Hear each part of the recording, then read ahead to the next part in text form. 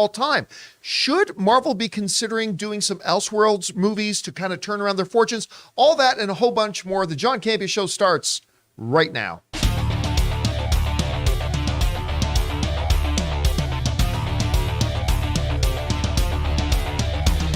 Well, greetings and salutations, everybody. Welcome to the best damn movie-related show on the planet Earth, the John Campea Show, coming to you from right here on my YouTube channel, brought to you in part by our friends at Mint Mobile. I am, of course, your host, John Campea, and it is an awesome honor and privilege, as it is every day, to have you, our international friends, gather around to talk about our favorite things in the world, movies and movie news, TV and streaming, and all sorts of good stuff. And it's great to have you guys here today. Here's how today's show is going to go. We're going to break it into two parts. First part of the show, we're going to talk about some predetermined topics. Second part of the show, we're going to take your questions that you guys have sent in via our tip link. You guys have a question for us on the show, go ahead and go to streamelements.com/JohnCampea/tip. Once you guys get there, fill it on out, send it in, and you'll hear it answered here on the show. And if we don't get around to it on our show, we'll probably answer it on an upcoming open mic. Joining me here in the studio today, we got Ray Ora. Sitting back there is Taylor Gonzalez. He literally threw me off for a second. We froze screen. Jonathan Boyko's running the show. The delightful Chris Carr is here. And most importantly, you guys are here. And with all of us gathered around, let's jump right into it with this.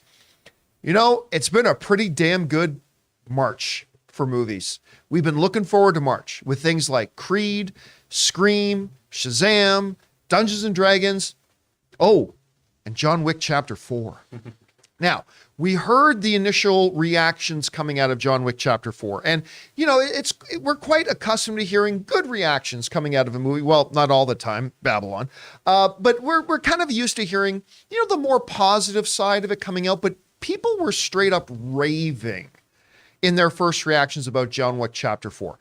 Well, the proof is always once the actual review embargo lifts, and then we get a chance to see what's the actual critic score. Because sometimes, you know, the critic score will come in a bit lower than what those reactions were.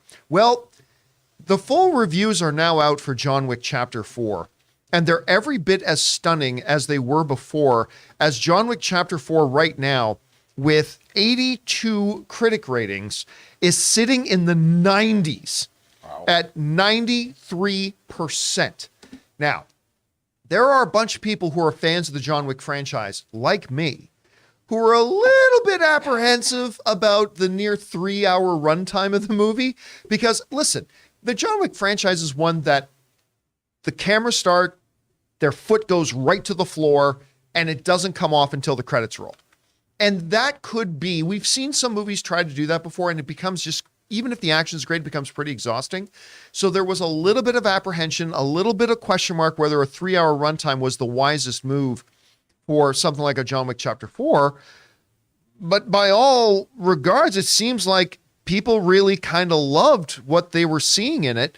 And the reviews are now out in the 90s. Here's some of the stuff. Screen Crush saying, any one of its many set pieces contains more action all by itself than most entire movies. That's something all of us wanted to hear, because we're going into a John Wick film. We want to see the action. The Houston Chronicle, one of the top critics, writes, the John Wick franchise has always valued action over plot, visual pop over cerebral reflection. But John Wick Chapter 4 takes it all to such cartoonish extremes that it makes the previous films look like PBS documentaries. Damn. And they really like the film. They're like, the action is just so incredible bonkers. One of the other top critics, Movie Moms, writes, like its three predecessors, nonstop action with just enough story and character to establish the stakes and endless style. That's one of the key things that's always been a big hallmark of the John Wick films, is the style. So now, obviously, the rest of us are going to get to see this thing starting Thursday night. I know we're going to do it. We'll do our out-of-theater review once we come out of it. But I'm telling you what, even with the big, huge pop of the early reactions, I was not expecting to see critic ratings with a near 3-hour runtime in the 90s. This thing is sitting at 93%. So this is far exceeding my expectations. I was hoping it would come in like the low 80s, mid 80s. I would have been totally thrilled. For it to come in the 90s, like jaded, grumpy film critics are loving John Wick Chapter 4. This is great news to me. Anyway, Chris, you're reading the reviews. What's standing out to you about the reaction and the reviews that it's getting now? And is it falling anywhere near what you were expecting? Oh, I'm so happy it's doing well. I'm really, really happy. And I love what you just said here about these grumpy, jaded film critics, right? Because I think ultimately when we go to the movies, we want to have fun. We want to have a good time. And yes, we want great characters and great story. But to have an action movie like this, a hyper-violent, very stylized action film that is pushing that 3-hour mark, be so enjoyable the entire time. A lot of times you can get fatigued with a movie. That can feel very like stretched out, right? Maybe it can feel a little bloated. So the fact that this is coming in at that time and being really well received is very exciting. And mostly I'm just so happy that it's being well received because, you know, they announced 2 days ago that they are dedicating this film to Lance Reddick. Yeah, who of passed course away on Friday. Oh. Is so young too, 60 of natural causes, which is just, and he was so wonderful as the concierge. And I know he and Keanu Reeves had a really lovely relationship too. So honestly, that's kind of the thing that made me a little emotional hearing these reviews of just, it's so nice when a film is also dedicated to somebody that it really, really just fires on all cylinders. As a side note, if we want to look at this thing for context and comparison's sake, in the history of the franchise, John Wick Chapter 1, all 3 of the John Wick films have been very well liked by the critics. All of them have. Yeah. John Wick 1, which surprised everybody because John Wick looked like another just throwaway movie, but it was an 86%. John Wick Chapter 2, was that one called Parabellum or was the third? Who cares? John Wick 2 went up at an 89%. John Wick 3, which was my personal favorite of the franchise, also 89%. And now John Wick 4 is the highest critic rated of, at least so far, with 82 reviews being in. But as of right now, is the highest critically rated John Wick film at 93%. Can it hold that 90% range? There's still probably about 100 reviews to come in. I'm loving what I'm seeing. I cannot wait to see this thing on Thursday. Guys, the question is for you.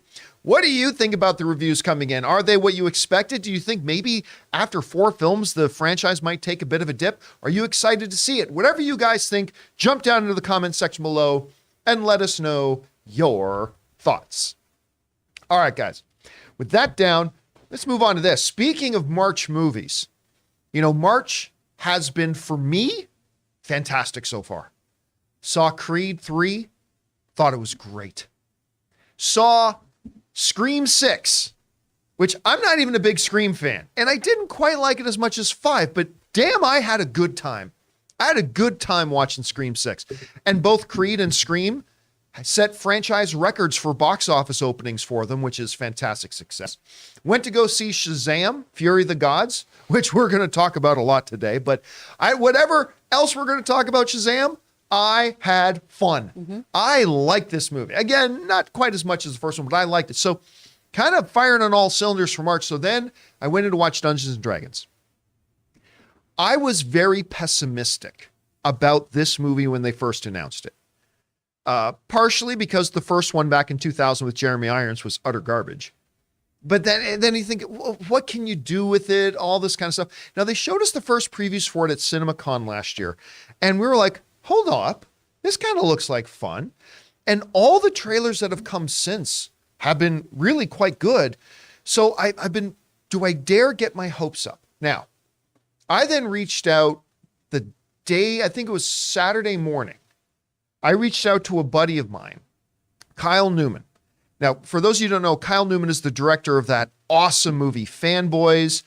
He just did the Amazon film One Up. He and Joe Manganiello are directing a Dungeons and Dragons documentary coming out. Kyle has 2 bestsellers Dungeons and Dragons books. One of them is a Dungeons and Dragons cookbook. And he plays in Joe Manganiello's Hollywood the most famous Dungeons and Dragons game in the world. D&D group. Yeah, Ugh. He's in that D&D group. So I texted my buddy Kyle, and I'm like, hey, have you seen the D&D movie yet? Because I know, when I talked to him a few months ago, I know he was kind of pessimistic about the movie too. He didn't have high hopes. So I reached out to him on Saturday morning. I'm like, did you see it? And he got back to me. He immediately put, it's awesome. He was like, I'm like, okay. So Ray, me, and Ann go to see it yesterday, with a special, what was it, an Amazon Prime member special advanced screening. Went to go see it. I had a blast. I had an absolute blast watching this movie. It's written and directed by the same guys who did Game Night, which I think Game Night is one of the most tragically underviewed comedies of the past decade. Like, that movie is fantastic. By the way, side note, these two guys who did Game Night, they were also going to do the Flash movie until they had enough of Ezra Miller and they decided to leave. But then they went on to do Dungeons and Dragons. This has the quick wit, the wonderful, funny dialogue, the sharp pace, the instantly endearing characters that you came to expect from the guys who did Game Night. Like, it felt very much like it had the Game Night DNA in it. Chris Pine is fantastic. Justice Smith is absolutely wonderful. I've never liked Michelle Rodriguez more than in this. And listen, she doesn't have tons of dialogue because that's part of the character, but that almost made her character more challenging to play, I would think. And I don't know who plays the druid. I don't know the young girl's name. Maybe you can look that up for me, Taylor. The girl We're who talking about plays... Sophia Lillis. What's her name? Sophia Lillis from It. Oh, that's right, from It, right. She's wonderful in this. And this to me is kind of the year of Hugh Grant, because I just saw him in what was that damn Guy Ritchie movie? Operation Fortune. And he stole the show in Operation Fortune. And I completely loved him in this too. And here's the biggest surprise to me for this Dungeons and Dragons movie. The action is shockingly good. The fight scenes, there's a fight scene in this, and you'll see what I'm talking about when you see the movie. That is the best lightsaber fight I've seen in a long time. But the fight choreography is great. Michelle Rodriguez has a couple of key set action like a couple of big set piece action pieces, and she's fantastic. It's awesome. She's fabulous in it. Will this end up being in my top 10 favorite movies of the year? Maybe. It might. Like, a lot of times I'll come out of a movie that I really like, say I had a great time, not going to be in my top 10 favorite movies of the year. This could.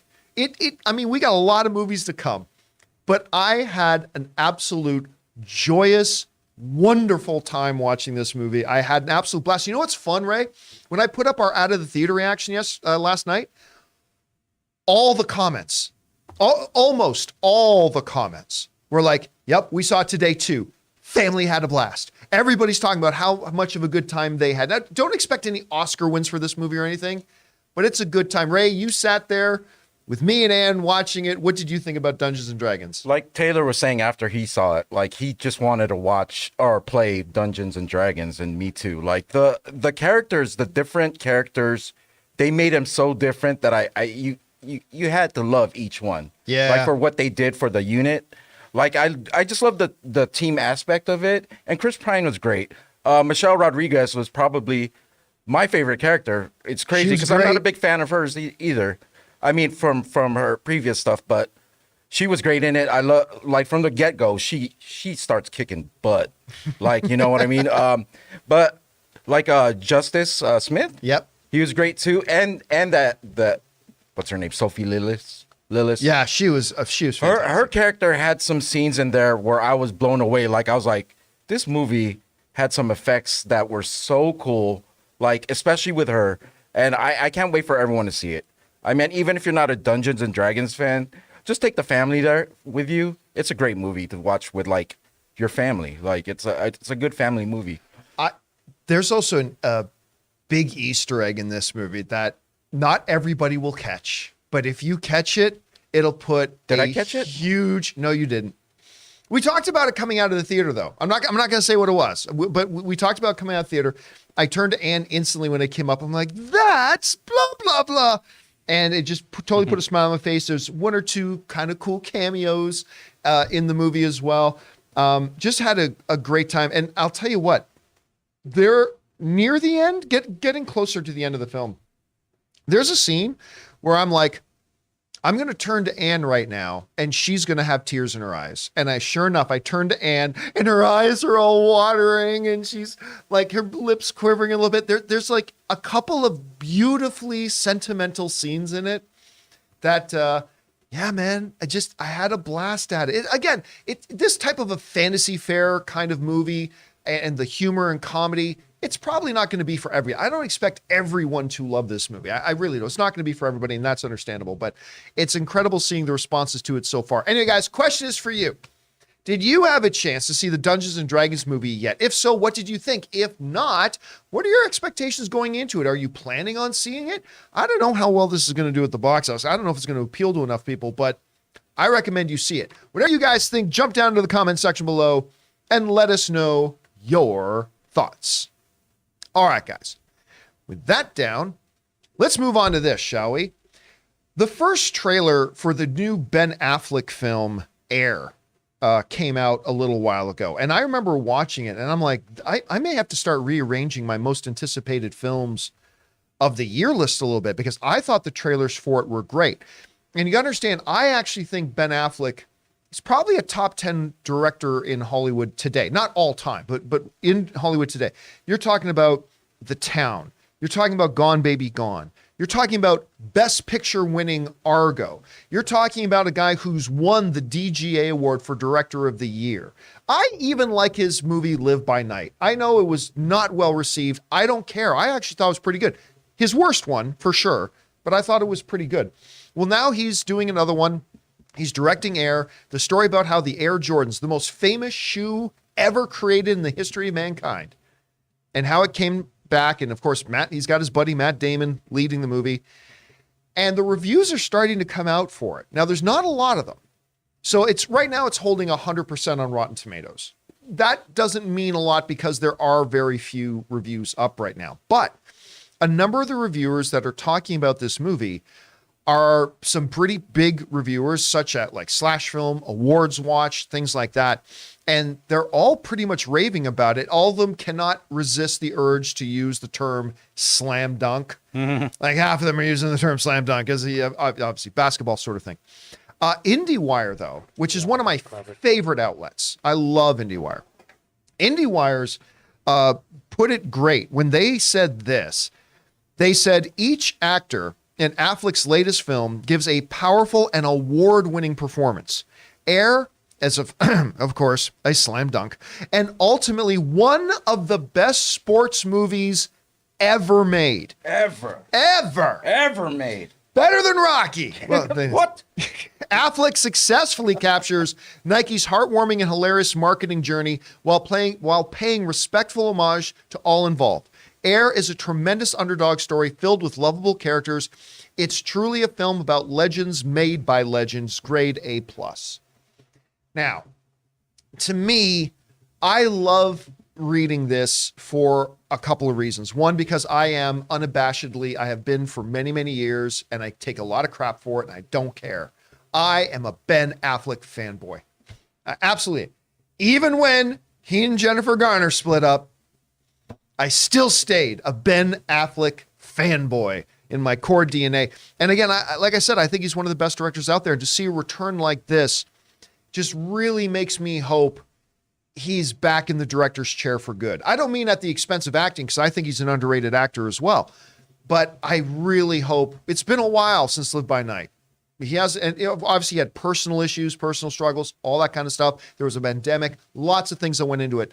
But it is good to see Affleck back where he belongs, in the director's chair, doing stuff like this. Anyway, Chris, you saw the reactions we're getting out of Air. You saw the trailers for it. What do you make of the responses the movie's getting, and what are you expecting out of it? I mean, there's a ton of hype around it. CBR said this is the future of sports movies. Oh, wow. Which is so interesting to me because it's a sports movie that's not really about sports, and right? It's a period piece. Yeah, it's a period piece. We don't have Michael Jordan in it. Right? We talk about Michael Jordan a whole bunch, but he's not an actual character who's making an appearance for all things that we've been told about this film. So that's really, really interesting. And it's the kind of sports film that I can get on board with because I understand marketing. So I'm going to watch this movie and be like, oh, this is kind of like Moneyball, right? Where it's, let me talk to you about logistics. Let me talk to you about the business side of things. So I do find that very, very interesting here. There's so much hype, though, that I'm just trying to kind of temper my own expectations, right? My mom's from Dorchester. You have to like Affleck and you have to like Damon because they are good Boston boys. Yeah. So Damon, baby. She loves him. She loves him so much. Damon. So I'm trying to just not let all the hype cloud my expectations, right? Because we're hearing really, really great things. I'm just going to try to go into this as, open as possible. it's funny because the stuff I'm reading is this is getting early Oscar buzz already. Yeah. And for performances as well.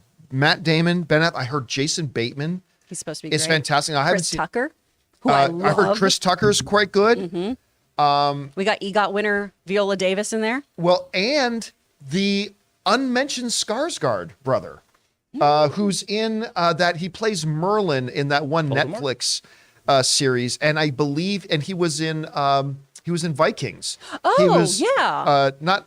Laufey. Was it Laufey? Right? Isn't that his name? Not Loki. The real bananas one. Yeah, the crazy Yeah, one, right? who's super fun. So he's in Ooh. it, and apparently everybody's saying he's really good in it too. Can we take a minute just to praise the greatness of Mr. Matt Damon, please? Just cause. Man, he's the Just star cause. of my favorite movie, The Martian. You gonna get my that favorite Martian action figure? Yeah, I think so. You know what? I even like Martian We Bought for a Zoo. you are becoming to Martian what Rob is to Star Trek. I feel Yeah. like you got to get in a Martian. We Bought a reference every Zoo, time the you one can. where he shrinks, whatever. I Bought a Zoo. loved Just all of We Bought them. a Zoo. So I can't wait to see Matt Damon, run this movie right here. He's gonna be the star. He's gonna be the He is the lead. breakout star right here. You know what, Ray? A breakout star. Breakout star. He went from We Bought a Zoo to We Bought a Shoe. Oh, There we go. Done. Hey, Well there we go. done. Oh, global shot of the day. Oh, but- no. Proud of you. Oh no, Put that he's Really nice. Put that on your face.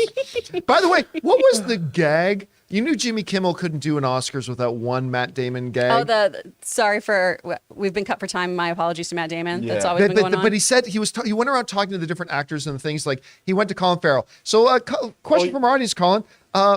What did you say in this movie at all? Like nobody could understand. But then he talked to somebody who was in a movie with Matt Damon. It's like, how horrible was it to be in a movie with Matt Damon? I can't remember. Anyway, Respect him, Jimmy. the question is for you guys. What do you think? I mean, the reviews so far, again, not a ton of them, but a lot of respected outlets are writing about Air already. And there's even a little Oscar buzz. Some people calling it one of the greatest sports films of all time. Are you guys looking forward to it? Have you been looking forward to it? Are you surprised to hear what you're hearing? Whatever you guys think, jump down to the comments section below and let us know your thoughts. All right, guys. With that down, let's move on to this one, shall we? Speaking about the Oscar ceremony, of course, that Jimmy Kimmel hosted, one of the big feel-good moments of the night and marking an incredible comeback, Brendan Fraser winning Best Actor at the Academy Awards. And of course, two cast members of Encino Man ended up winning Academy Awards that night with him and Ke Huy Quan. And it was super exciting to see. Well, one of the films that he's remembered for, I mean, when I look back at the career of Brendan Fraser, I know a lot of people will, think about, I don't know, a bunch of different ones that he's done. But for me, it's George of the Jungle. I don't know why. It just is. Maybe for some it's Encino Man, but a lot of people love Blast from the Past, the movie he did with Alicia Silverstone. And anyway, and for whatever reason, it's funny because I haven't thought about or mentioned this movie, God, in decades. I think about it every time I go to Taylor's because I'm like, I have to go to Pasadena. I hope I meet a nice girl I can marry. I think about it each time. But it's funny, in the last month or two, I think we've had no less than 2 of our viewer questions come in about something to do with Blast of the Past, which is really funny. Well, anyway, Alicia Silverstone was doing a convention recently called 90s Con. Makes sense. And somebody asked her straight up, would you do a Blast from the Past with Brendan Fraser? To which she said the following: with Brendan, I would do anything with Brendan. It was so much fun, Alicia Silverstone said during Sunday's panel in Hartford, Connecticut, former home of the Hartford Whalers, RIP of the NHL. I just saw Brendan after he won his Oscar, and he's so cute. He talked in his speech about how we all go through this really hard time, and you have to grow, and it's a part of the life, and that you struggle, and then look what happened to him. So yes, I am happy to do that. Now, Alicia Silverstone was actually hanging out with him at a post-Oscars party, and apparently the two were chatting and talking, and there's some photos of them that went around. Listen, I'm going to be honest with you. I'm not a Blast from the Past person. It is not the Brendan Fraser movie I look back on and think, wow, this is great. I mean, there's The Mummy, there's all that other. I was never a big fan of Blast from the Past. I love the concept of it, but it was never one for me. But it's crazy seeing how many people, especially in the light of his Oscar win, people are talking about this movie again. Chris, let me ask you, were you a fan of Blast from the Past? And would you actually want to see a Brendan Fraser, Alicia Silverstone reunion and do a Blast from the Past sequel now set in the 2020s? What do you think? Hell yes and hell yes. Oh my gosh. I loved this original movie, right? Going down to the bunker because they think the, bomb's going to be dropped and they've got to, take shelter and everything. I love Sissy Spacek as his mom in it and everything. And they just had fantastic chemistry. Plus, these were two people who were pretty much at their heyday. Yeah, they were. Right? And it just made sense to see them on screen. So it was such a wonderful payoff that they just worked together so nicely. I would love this because we're starting to see Alicia's come back in a lot more stuff too. So it'd be really, really fun for them to get in there. And I'd love to see somebody like Brendan Fraser's character deal with today, right? I'd love to see how he feels about technology right now, having been assimilated a bit more, but still having very, very weird, ideology surrounding things. I think it'd be a really, really interesting continuation of that fish out of water story. I'll say this too, with all the nostalgia commercials that there were at the Super Bowl this year, I thought her Clueless stuff was the best out of that. So good. Like, I kind of hated the John Travolta. That didn't work at all. But I really liked her thing. I thought that was great. Anyway, guys, question is for you. Were you a fan of Blast from the Past? Are you wanting to see a sequel? Do you think maybe the two of them can get together again? Whatever you guys think, jump down to the comment section below and let us know your thoughts. All right, guys. With that down, let's move on now to our Mint Mobile hotline question of the day. If you guys have a question for the show and like to hear your voice on our show, go ahead and call our Mint Mobile hotline anytime at 951-268-4259. Leave your message and maybe you'll hear it answered on the show. And we've got one here asking about the wisdom or lack thereof of putting Wonder Woman in those Shazam spots. Check it out. Hey, John and crew. This is Shane, and I just got back from seeing Shazam 2 Fury of the Gods, and I loved it more than I thought I would. I enjoyed it more than the first one, but that's my opinion. My question is, since this is DC's newest movie to release following Marvel's Quantumania, I wonder how much of a drop will occur and how well it'll hold up against upcoming releases such as Dungeons & Dragons. I think this will have a worse drop than Ant-Man by comparison, but wanted to know what you thought. Also, was it a bad move to spoil a character's appearance in last-minute advertising just so they could fill seats? Thanks, and have a Shazam-tastic day. A Shazam-tastic day. You went there. We'll talk about potential drops and all that kind of stuff a little bit later. I want to focus on the last part of the question there, which is about the putting Wonder Woman in the marketing for it. I was really surprised when I first saw, first of all, I got told about it, that they actually put Wonder Woman in one of the marketing spots. I'm like, they did not. And sure enough, they have that whole saying, "Stick to saving the world, kid," as she's walking away saying, wow, they actually went there. They put that right in there. Okay, so Wonder Woman's in the movie. And I'll tell you what, it's a good scene. It's a good scene. I had a lot of fun with the movie. I think the movie's really quite good. And you guys know I had a good time with Black Adam. I think this was a better movie than Black Adam. And I thought the cameo appearance was good. Was it the right move to put the cameo in the trailer? I think the bigger question is not, was it the right move to put in the trailer, but what does putting her in the trailer teach us? For me, I think that's the bigger question, is what do we take away from the fact that they decided to put Wonder Woman in the trailer? Because I'll tell you right now, this is very reminiscent of two different things. It's very reminiscent of the theatrical release of Justice League, where for whatever reason, they never put Superman in any of the marketing. Do you guys remember that? They didn't put Superman in any of the marketing for Justice League. And then with like 2 days before the movie came out, they realized this isn't tracking so well. You saw his shoulder.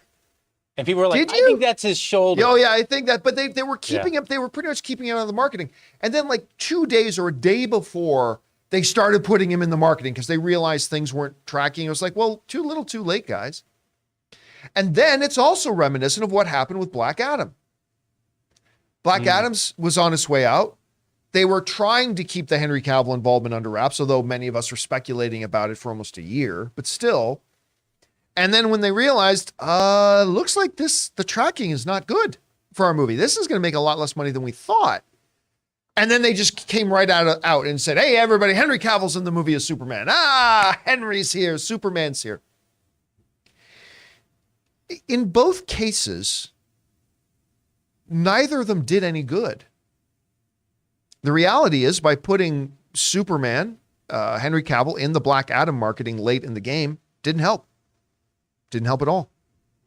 So when we asked the question, was it the right move for them to put Wonder Woman in the Shazam marketing?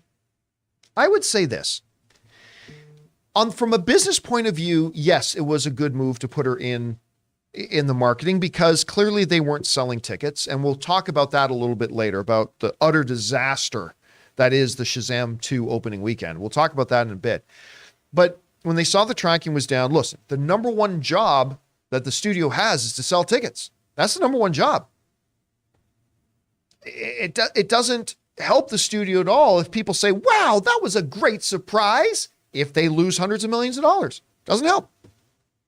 They got to sell tickets. And they tried to keep her out of the marketing. They tried not to let that be a part of it.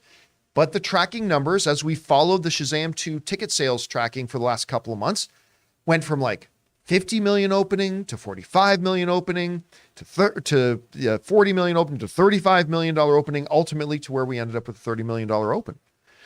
And so they felt like we got to do something. And the one thing that they had, the one card that they hadn't played was Wonder Woman makes an appearance.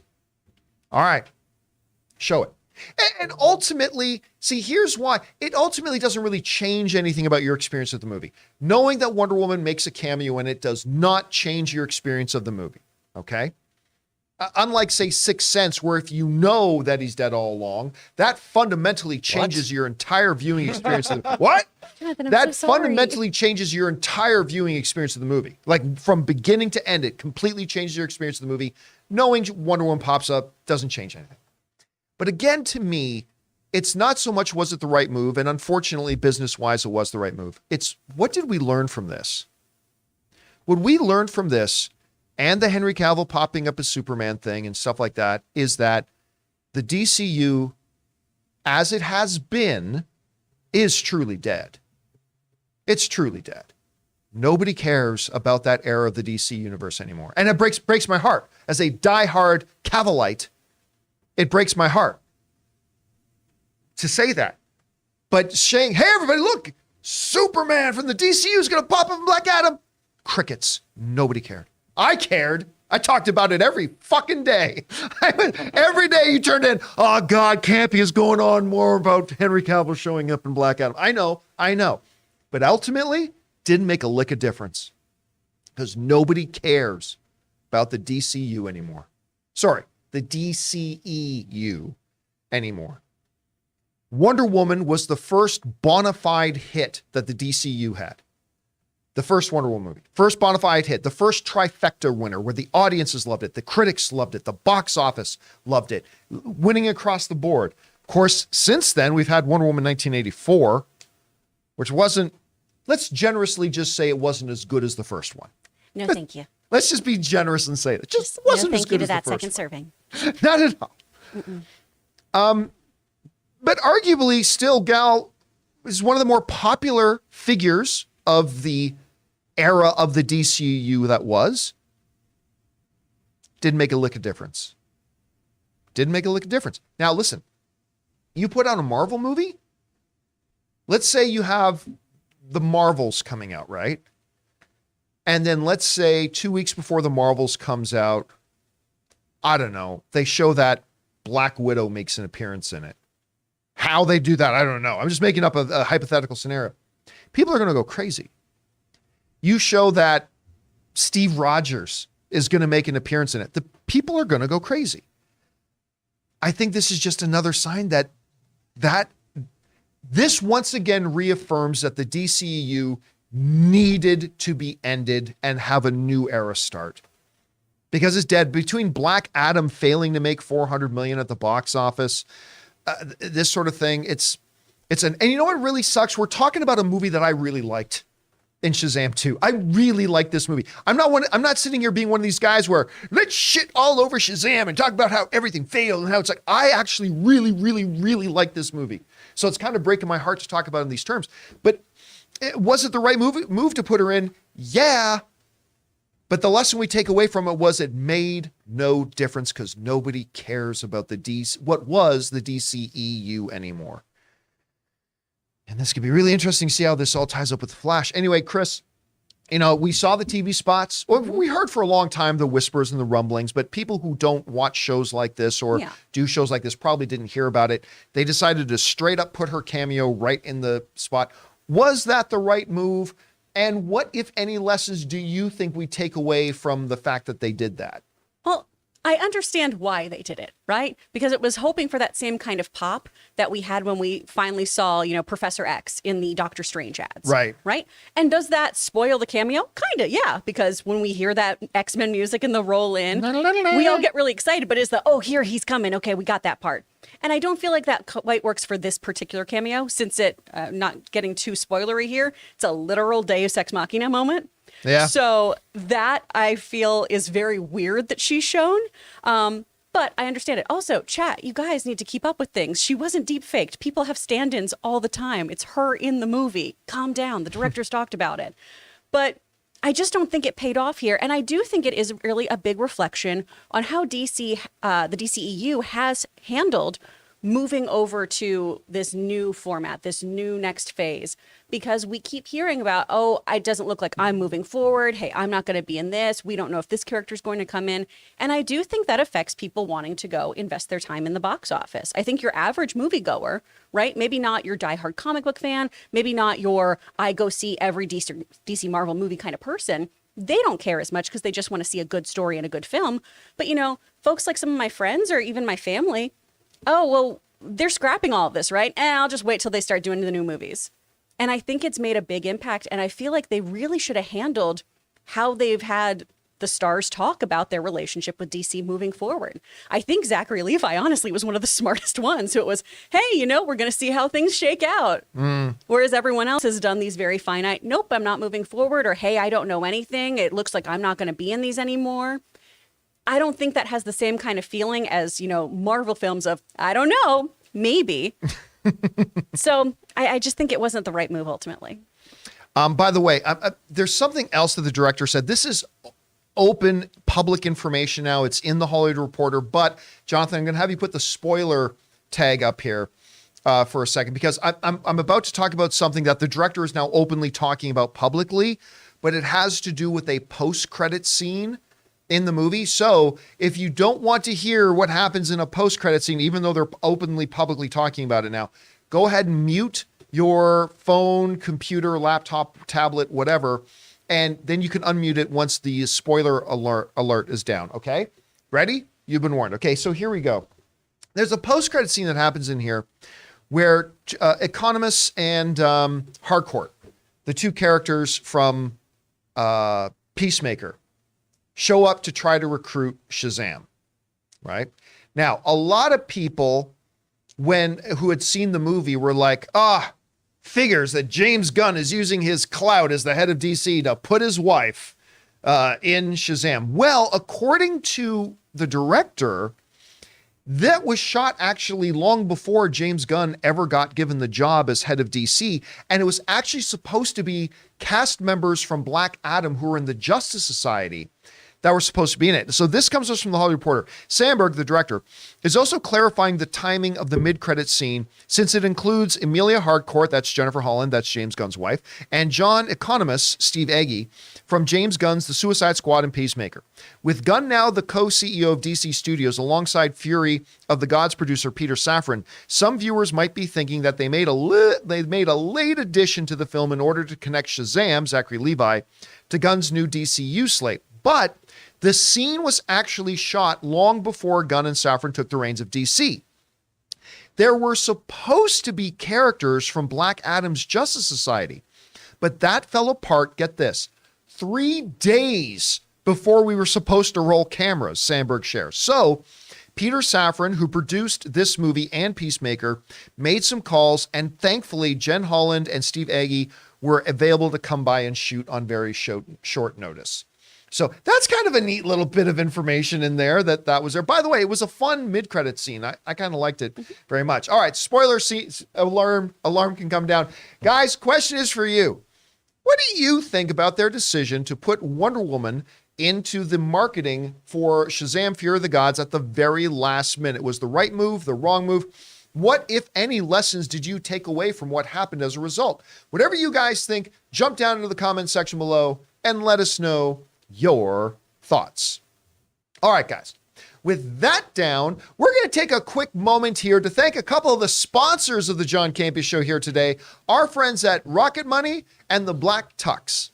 Guys, we want to thank a sponsor of this video, Rocket Money. The average person has around 12 paid subscriptions. Think about that. If you think you're only subscribed to a handful of services, you might want to double check. With Rocket Money, you can quickly identify and cancel all of your unwanted subscriptions. Rocket Money, formerly known as Truebill, is a personal finance app that finds and cancels your unwanted subscriptions, monitor your spending, and helps you lower your bills all in one place. Rocket Money will quickly and easily identify your subscriptions for you so you can stop paying for the ones you don't want and don't even use. Simply find the subscription you don't want and press cancel, and Rocket Money will cancel it for you. No more long hold times with customer service or tedious emailing back and forth. Rocket Money makes canceling subscriptions as easy as the click of a button. My wife Ann and I moved out of Burbank 2 years ago, and one of the first things I discovered when I loaded up Rocket Money was that I was still paying for a gym membership I haven't even been to in Burbank in 2 years. So stop throwing away your money. Cancel unwanted subscriptions and manage your expenses the easy way by going to rocketmoney.com/Campea.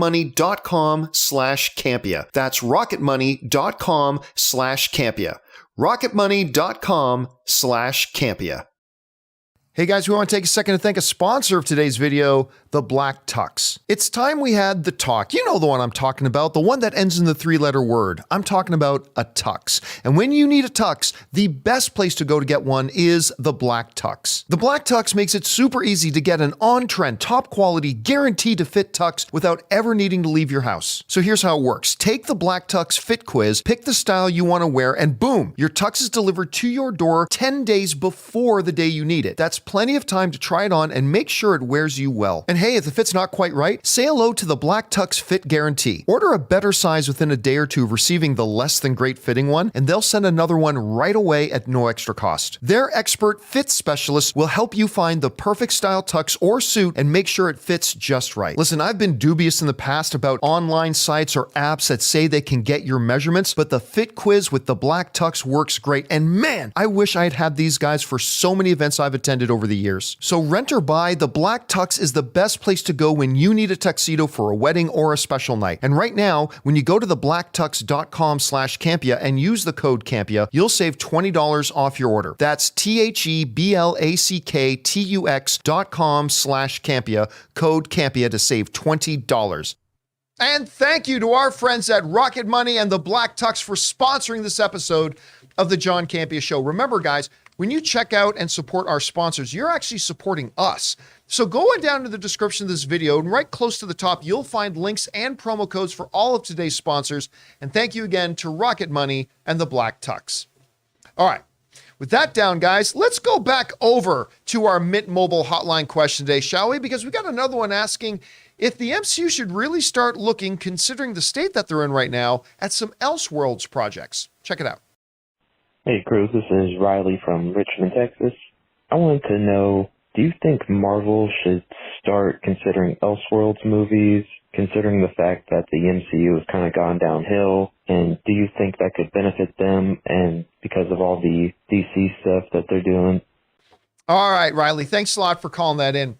You know, I have been saying, anybody who's watched this show for any period of time knows that I've been saying for a while, I would really love to see Marvel develop the balls to do some what if / Elseworld movies. Now, and I know they have What If, the cartoon series. I understand they have that.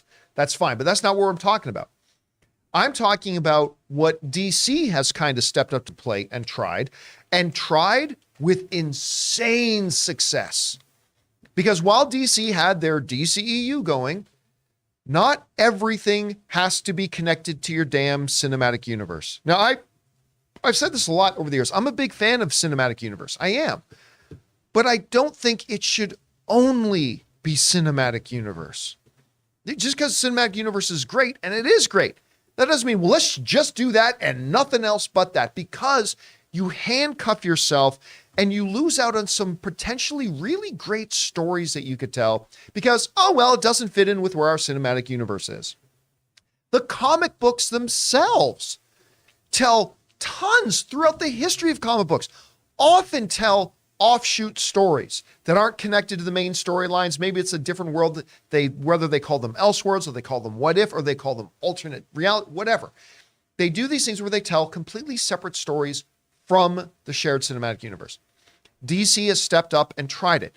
They first tried it with Joker. What was the results? Oh, nothing. Just a $1 billion film, a nomination for Best Picture at the Academy Awards, and winning Joaquin Phoenix a Best Actor Academy Award. Nothing big. Then they just decided to try it again with The Batman. What was the results? Oh, nothing. Just an insanely high critic score, audience score, and the film made over $700 million at the box office for a movie that isn't connected to the shared cinematic universe, has yet another new Batman, and had that Twilight boy that a lot of people were so dead set against at first. And that movie still made over $700 million at the box office. Nothing big. The DC has shown they've had tremendous success doing that. Should Marvel look to emulate, not do what DC's doing, but do what Marvel Comics has always done? Tell some one-off stories. You can't figure out a way to have Gambit in the MCU? Okay. Tell a great standalone Gambit story in something that's not the MCU. Maybe you have a great idea for a story for, I don't know, just argument's sake. I'm just pulling this out as an example. A Black Widow story. So, well, Black Widow's dead in the cinematic universe. All right. Well, you have an idea for a great Black Widow story? Cast a new Black Widow and just say it's a different reality. It does not a part of your, I'm not talking about multiverse, because that's still part of your shared cinematic universe. I'm talking about a true, completely separate story. DC has done it and it's works. The comics have done it and it's worked. I don't know why Marvel is so damn scared of trying it. It almost seems like they're terrified that anything they do that isn't completely tied into their shared cinematic universe can't possibly work. It can. They have so many great characters and so many great storytellers. I think it would be great. Now, Riley says, well, considering that Marvel's kind of going downhill right now, and I don't believe that Marvel's going downhill. I believe they're having some struggles right now. They're facing some adversity. I do believe that. I believe Phase 4 was the weakest of the phases so far, but I do not believe Marvel's going downhill. But still, they have had some struggles. Considering the struggles, should they really be looking at doing Elseworlds movies? Here's the problem. If you're not making great movies, making another not great movie that happens to be an Elseworld movie isn't going to help.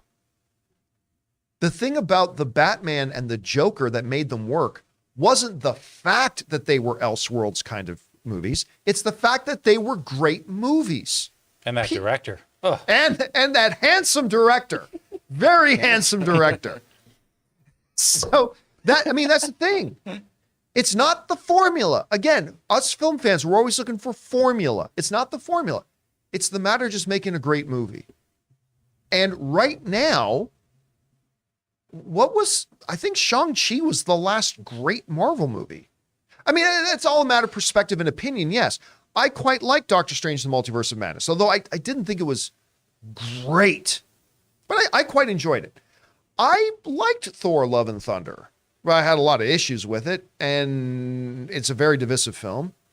I did not like Ant-Man and the Wasp: Quantumania. So, I think maybe Shang-Chi was the last one that was great. If you're not going to make a movie great, it doesn't matter if it's a part of shared cinematic universe or an Elseworld thing or whatever. Doing an Elseworlds movie is great to just mix it up and diversify your offerings. But at the end of the day, you still have to have a great quality thing. And just saying something is not in the shared cinematic universe does not automatically make it a great movie. They got great filmmakers and great storytellers over at DC to make a Joker movie, and great filmmakers and great storytellers and great performers and great scripts to make the Batman movie, whether it's in cinematic universe or not. So while I absolutely do believe that Marvel can learn lessons from DC with movies like The Batman and The Joker, and should try to do some Elseworlds things because Marvel has a rich history of it, I do not think that becomes the answer to their problems. You see what I'm saying? Because you still, at the end of the day, got to make a great movie. Anyway, Chris, we've talked for a long time about, the possibility of Marvel doing a thing. Mm-hmm. Do you think the current context of Marvel, because I think it's fair to say, whether you love or hate the current offerings of Marvel, I think it's fair to say that, generally speaking, it's on a little bit of a down slope right now. Like, entertainment's a roller coaster, it goes up and down. We're on a little bit of a downswing right now for them, especially with the stumbling of Ant-Man and the Wasp: Quantumania. Mm-hmm. Do you think they should be looking into doing Elseworlds films, and do you think that can solve any of their problems? Yes. Look at Logan. Yeah. Logan is essentially an Elseworlds I can't film. believe I didn't mention Logan. You're absolutely right. I mean, and it's so great. It was so beautifully received, not only by fans who love, the Old Man Logan storyline, but just how it was adapted. People who aren't, well-versed in comics really, really adored it. I mean, there was so much potential Oscar buzz back in the day about that film, right? Where people were just like, Patrick Stewart kills it in this. Hugh Jackman gives it like this lifetime performance. It's incredible. First comic book movie in history to be nominated for Best Screenplay at the Academy Awards, by the way, was Logan. And I think using that kind of model, the Elseworlds, really does expand the sandbox, right? You're allowed to take more risks. You can have deaths be meaningful, right? Right now, Marvel is very, very big on the kind of whose line is it anyway approach to death. And the deaths don't matter because everyone can come back except Natasha for reasons. So I really think this could allow you to do so much fun stuff. We already kind of have this with What If, but then that ended up having a through line, right? Where things were connected and we had this bigger story. And I think it'd be really fun to just do standalones. It's something Rob and I talked about ad nauseum on Weekly Hero of we would love Marvel and DC to just do movies that are just a one and done, self-contained kind of world so they can really, really push the envelope with their characters and have ramifications that last and also aren't tethered by other things of having to connect 5 movies away from now. I think it would really, really change the game for them. Let me ask you this. Let's say Kevin Feige gave you a call. Hey, Kevin. And said, Chris, we decided we're going to roll the dice and try an Elseworlds What If kind of movie. What character do you think is rich for us to try an Elseworlds type of story with? Or is there an existing story in the comics that doesn't fit into the MCU right now, but could really work well as its own one-off kind of movie? Would you have a recommendation for him? Well, because I'm a selfish actor, I would think of myself first and say, Squirrel how do we Girl. feel about Squirrel Girl, Rogue, or Kitty Pryde? How do we feel about any of these characters? But I do think you could get really, really weird. I know something that was in the talks for a while, too, was exploring the Silver Surfer, more of Norman's actual origins and everything. I think that could be really, really fun. I do think you can do a lot of weird kind of explorations of some of those B-plot characters. Like, I'd love a Dazzler mockumentary, honestly. I think that'd be great. Oh, wow. I think it'd be wonderful. But I think you could do a lot of really, really cool things with the existing characters as well and just dive into some different storylines, right? What if we did have an Iron Man, and this is a lot of what if kind of stuff because that is Marvel's version, right? What if we didn't have a very, very proactive Pepper Potts and we really delved into Demon in the Bottle and we have Tony Stark lose everything and just really, really falls down that rabbit hole of alcoholism? What if he turned, towards a more warmongering kind of profiteering thing? What if he let Obadiah Stane really help control his life? There's a lot of stuff you could do here that could be really interesting character explorations. All right, guys, the question is for you. What do you think about this? Do you think Marvel should start exploring the ideas to do some Elseworlds thing? Maybe you think that, listen, they have so much stuff going on in the MCU, they don't have time to do anything other than the shared cinematic universe thing. Maybe you got some characters that you think could really have some great standalone one-off movies. Whatever you guys think, jump on down to the comment section below and let us know your thoughts. All right, guys, with that down, let's move on to this, shall we? Switching gears from MCU over to the DC universe there. With Shazam out, the next guy up to bat is Flash. A movie that has been coming and we have been talking about for, without exaggeration, 9 years. It's been 9 years since they announced that they were going to be doing a Flash movie with Ezra Miller in the lead. 9 years. with no less than 4 sets of directors that have come and gone, several sets of writers that have come and gone. One of the sets of the directors we just talked about, the guys who did Dungeons and Dragons and Game Night. And they finally landed on a fantastic director in Andy Muschietti. We've been talking about this for a while, that everything we've been hearing about this movie has been stellar. Both the reports and the people that both Rob and myself have spoken to privately have told us this movie is fantastic. James Gunn, the head of DC, who had nothing to do with the creation of this movie, said it's one of the best comic book movies ever.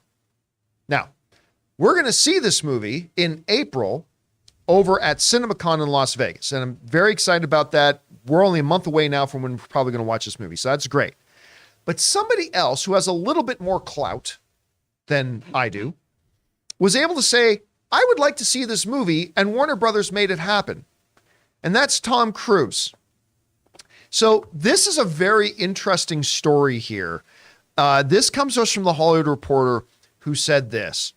Sources tell the Hollywood Reporter that Cruise has seen the movie and loved it so much that he flat out cold called the movie's director, Andy Muschietti, to rave about it. In late February, according to several sources, Cruise had a meeting with Warner Brothers Discovery CEO David Zaslav. And during that meeting, the mogul mentioned how great the movie was, The Flash.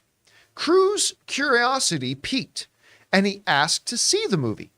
David Zaslav acquiesced to the request and had a copy of the movie sent over to Tom Cruise. Now, this was not a standard sending things over. This was no casual messengering.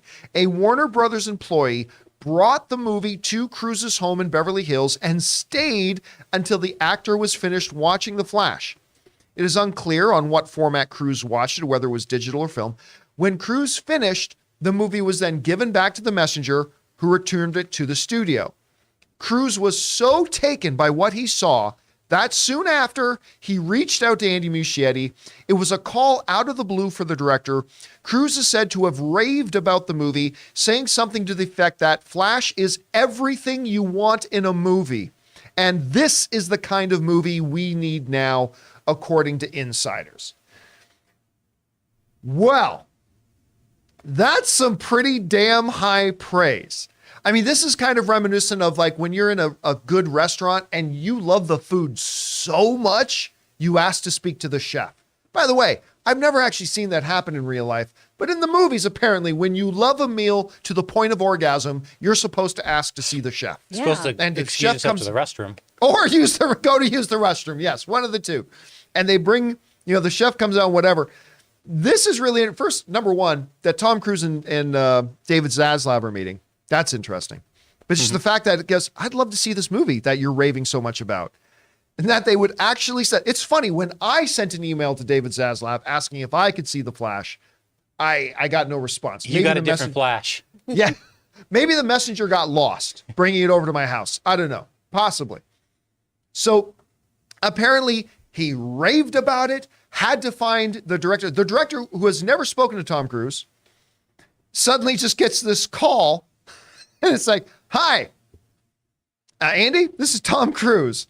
I just saw your movie and it's freaking. Now, I want to go back and look at these two things Cruise is said to have said. That The Flash is everything you want in a movie, and this is the kind of movie we need now. Again, this comes from Tom Cruise, a guy who has nothing to gain from this movie. He's not making movies with Warner Brothers, at least not right now.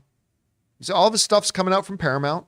So this is just a guy who big movie guy, saw the scene, loved it. Now, it's important to keep in mind, this is still just one guy and one guy's opinion. Jonathan, what were you I was just going to say, because I found that interesting, just what he said, that's the kind of movie we need now. From a guy who just released Top Gun Maverick, who many argue would say that's a film that we need now.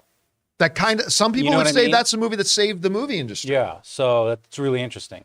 I think it's fascinating to hear. So now, again, think what you will about the Ezra Miller situation. And God knows we have talked ad nauseum about the Ezra Miller situation.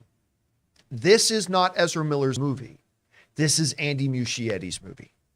This is a movie that Andy Muschietti brought into existence and crafted and made.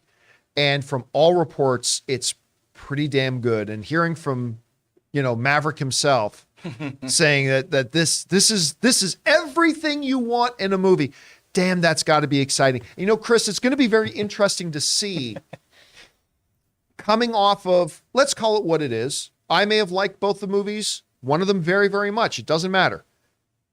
The abject failures of Shazam 2 and Black Adam.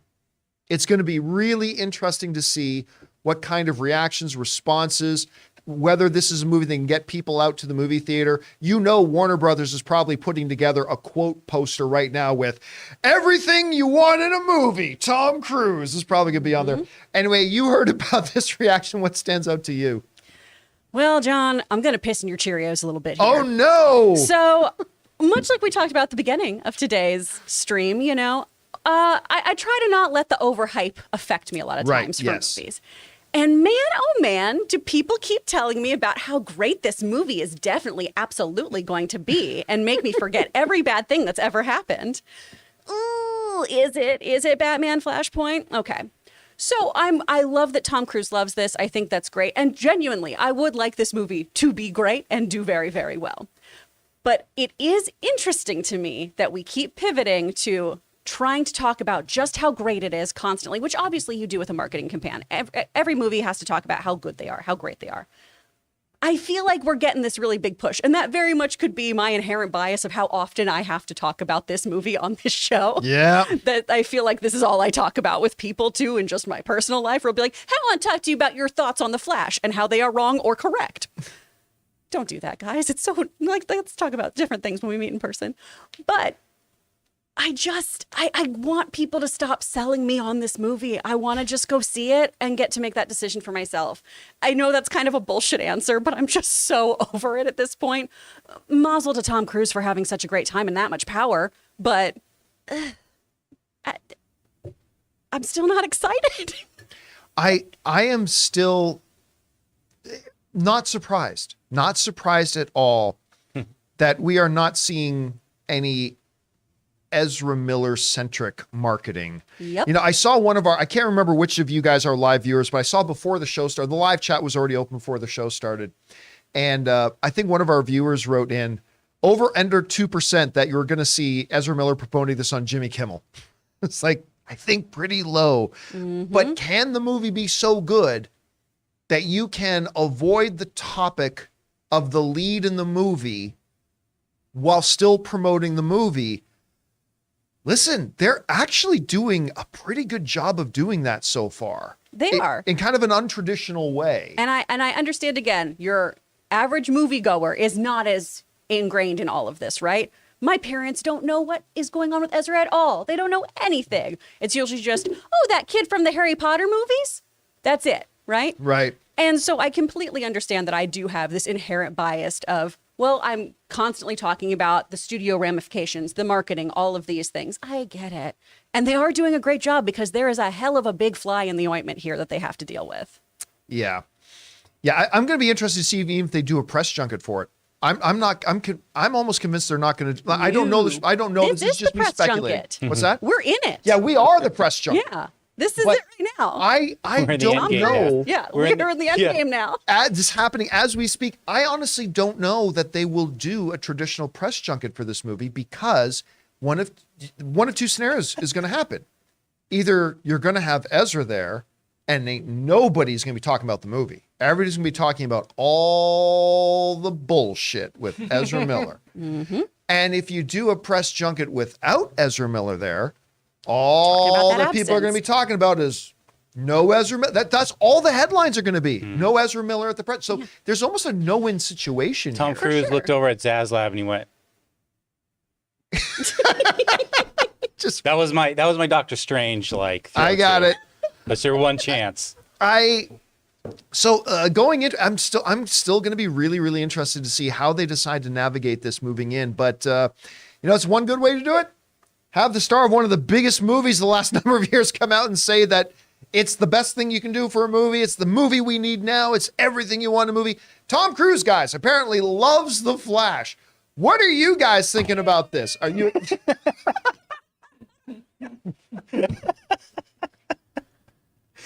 What are you guys thinking about this? Are you excited about the movie? Maybe you don't care about it. Maybe you can't wait to see it. Whatever you guys think. Jump on down to the comment section below and let us know your thoughts. All right, guys. With that down, let's move into our final main topic here today, shall we? And that one is this. Shazam 2 opened in theaters this past weekend. And as we already talked about it last week, our out of the theater reaction, our review that we did last week, we really like this movie. I don't personally think it's quite as good as the first one, which I absolutely loved the first one. But I had a ball watching this movie. It was a lot of fun, had the charm and heart. And it had, Rob often talks about, the joy that you need to have a little bit in these movies. And both Rob and I thought they really brought the joy to the movie, all that kind of stuff. That being said, I did say on my review on Friday, I remember I was watching my review of it again, and one of the things I stopped in the middle of it said, but make no mistake, this movie's going to tank. As much as I like it, as much as I love Zach Levi in this role, as much of a good time as I had watching the movie, and as much as this movie deserves to succeed. This is a movie that deserves to succeed. It was going to flop. Shazam! Fury of the Gods opened with $30 million. To be specific, $30.5 million for its opening weekend. $30.5 million for its opening weekend. An opening weekend to a movie, by the way, and Taylor, you can look up these numbers. The original Shazam, the first one, I believe the critic rating was in the high 80s to 90s, and the audience rating was also in the high 80s to 90s. What was the critic rating and the audience score on that first Shazam movie? So the first Shazam, the tomato meter is 90%, and the audience score is 82%. 82%, right? 90% critics, 82% audience score. That was the first film. You would think the second one would do this, but instead it dropped like a stone in the water and completely. Remember, I'm talking about a movie here that I thought was wonderful. We're not talking about a movie that I hate. I'm not sitting here just trying to dump on a movie I didn't like. This is a movie that I think is wonderful, but there's no way to spin this. This is a disaster. And let's put it into context, shall we? Let's jump over to the classroom for a moment. How does Shazam 2 Fury of the Gods compare? Well, obviously the first one here, as we were just talking about, has made $30.5 million at the box office. Okay. Well, let's compare that to the first Shazam.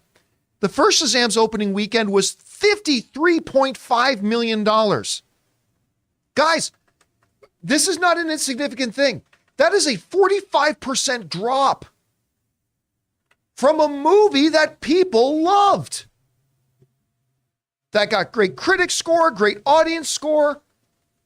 It took a 45% drop from the opening weekend of the first movie. There's no way to play spin doctor on that. That's disastrous. And you can't say it was because nobody liked the first movie. Everybody liked the first movie. And they come in that. Let's look at some more. Let's look at the movies that have come out just the last couple of years. Let's look in the comic book realm of the movies that have come out the last couple of years, shall we? Okay. We'll start with Black Adam, the most recent drawn comparison. That movie opened to $67 million, more than double. Now, granted, it had Dwayne "The Rock" Johnson in it, and granted, it was not the beloved film that a lot of people. Some people think that maybe some of the failures of Shazam is the fact that a lot of people were underwhelmed with Black Adam.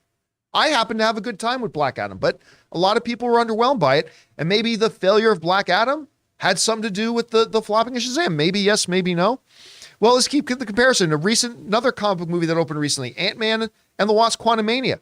Well, it opened to nearly 4 times as much, well over triple, $106 million. And that's not a good movie.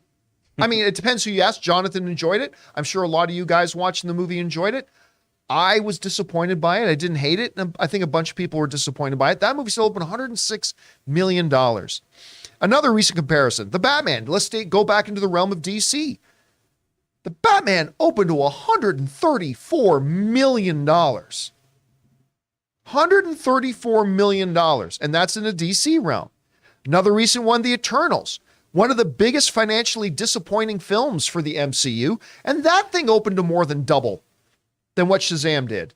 Shazam, a sequel to an original that everybody liked, and Eternals ended up making $71 million in its opening weekend, more than double, or actually exactly double, what Shazam 2 Fury of the Gods did. All right. Well, staying kind of recent, Venom 2, which not everybody's a huge fan of the Venom franchise. I myself am. I love the Venom films. F y'all, I don't care. I love these movies. I have a great time with them. But opened to triple. This sequel opened to triple what Shazam 2 Fury of the Gods did. We stay with other movies. Look at this one. This one hurts, and I'll tell you why. Black Widow, a movie that starred a character that was already dead in their cinematic universe, that was still kind of on the tail end of the pandemic era, and you want a real ouch? Was a movie that opened on streaming the same day that it came out in theaters, and it still almost made triple of what Shazam 2 did. Let me run down that laundry list again.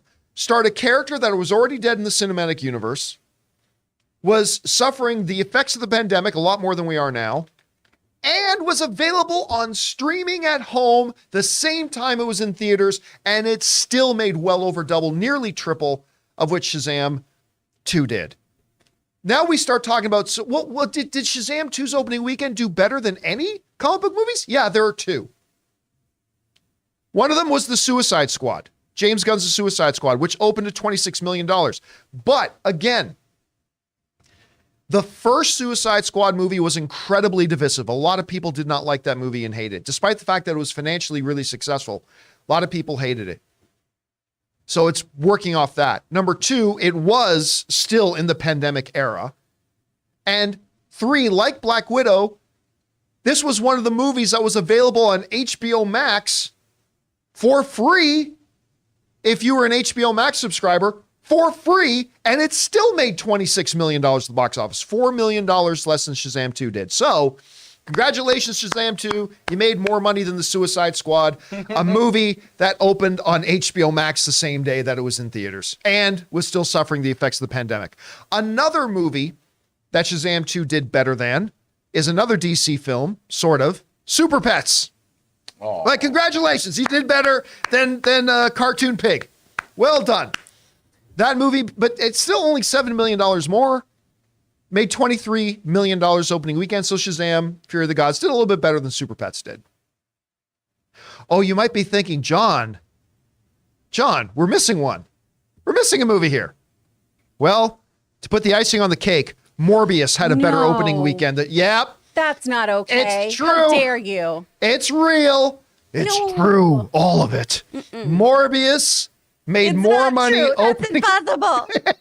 Morbius made more money opening weekend than Shazam 2 Fury of the Gods. Now, again, I am talking about a movie I really like, so it gives me no joy to talk about. This is a movie that should, honestly, this is a movie that should have made $90 million opening weekend.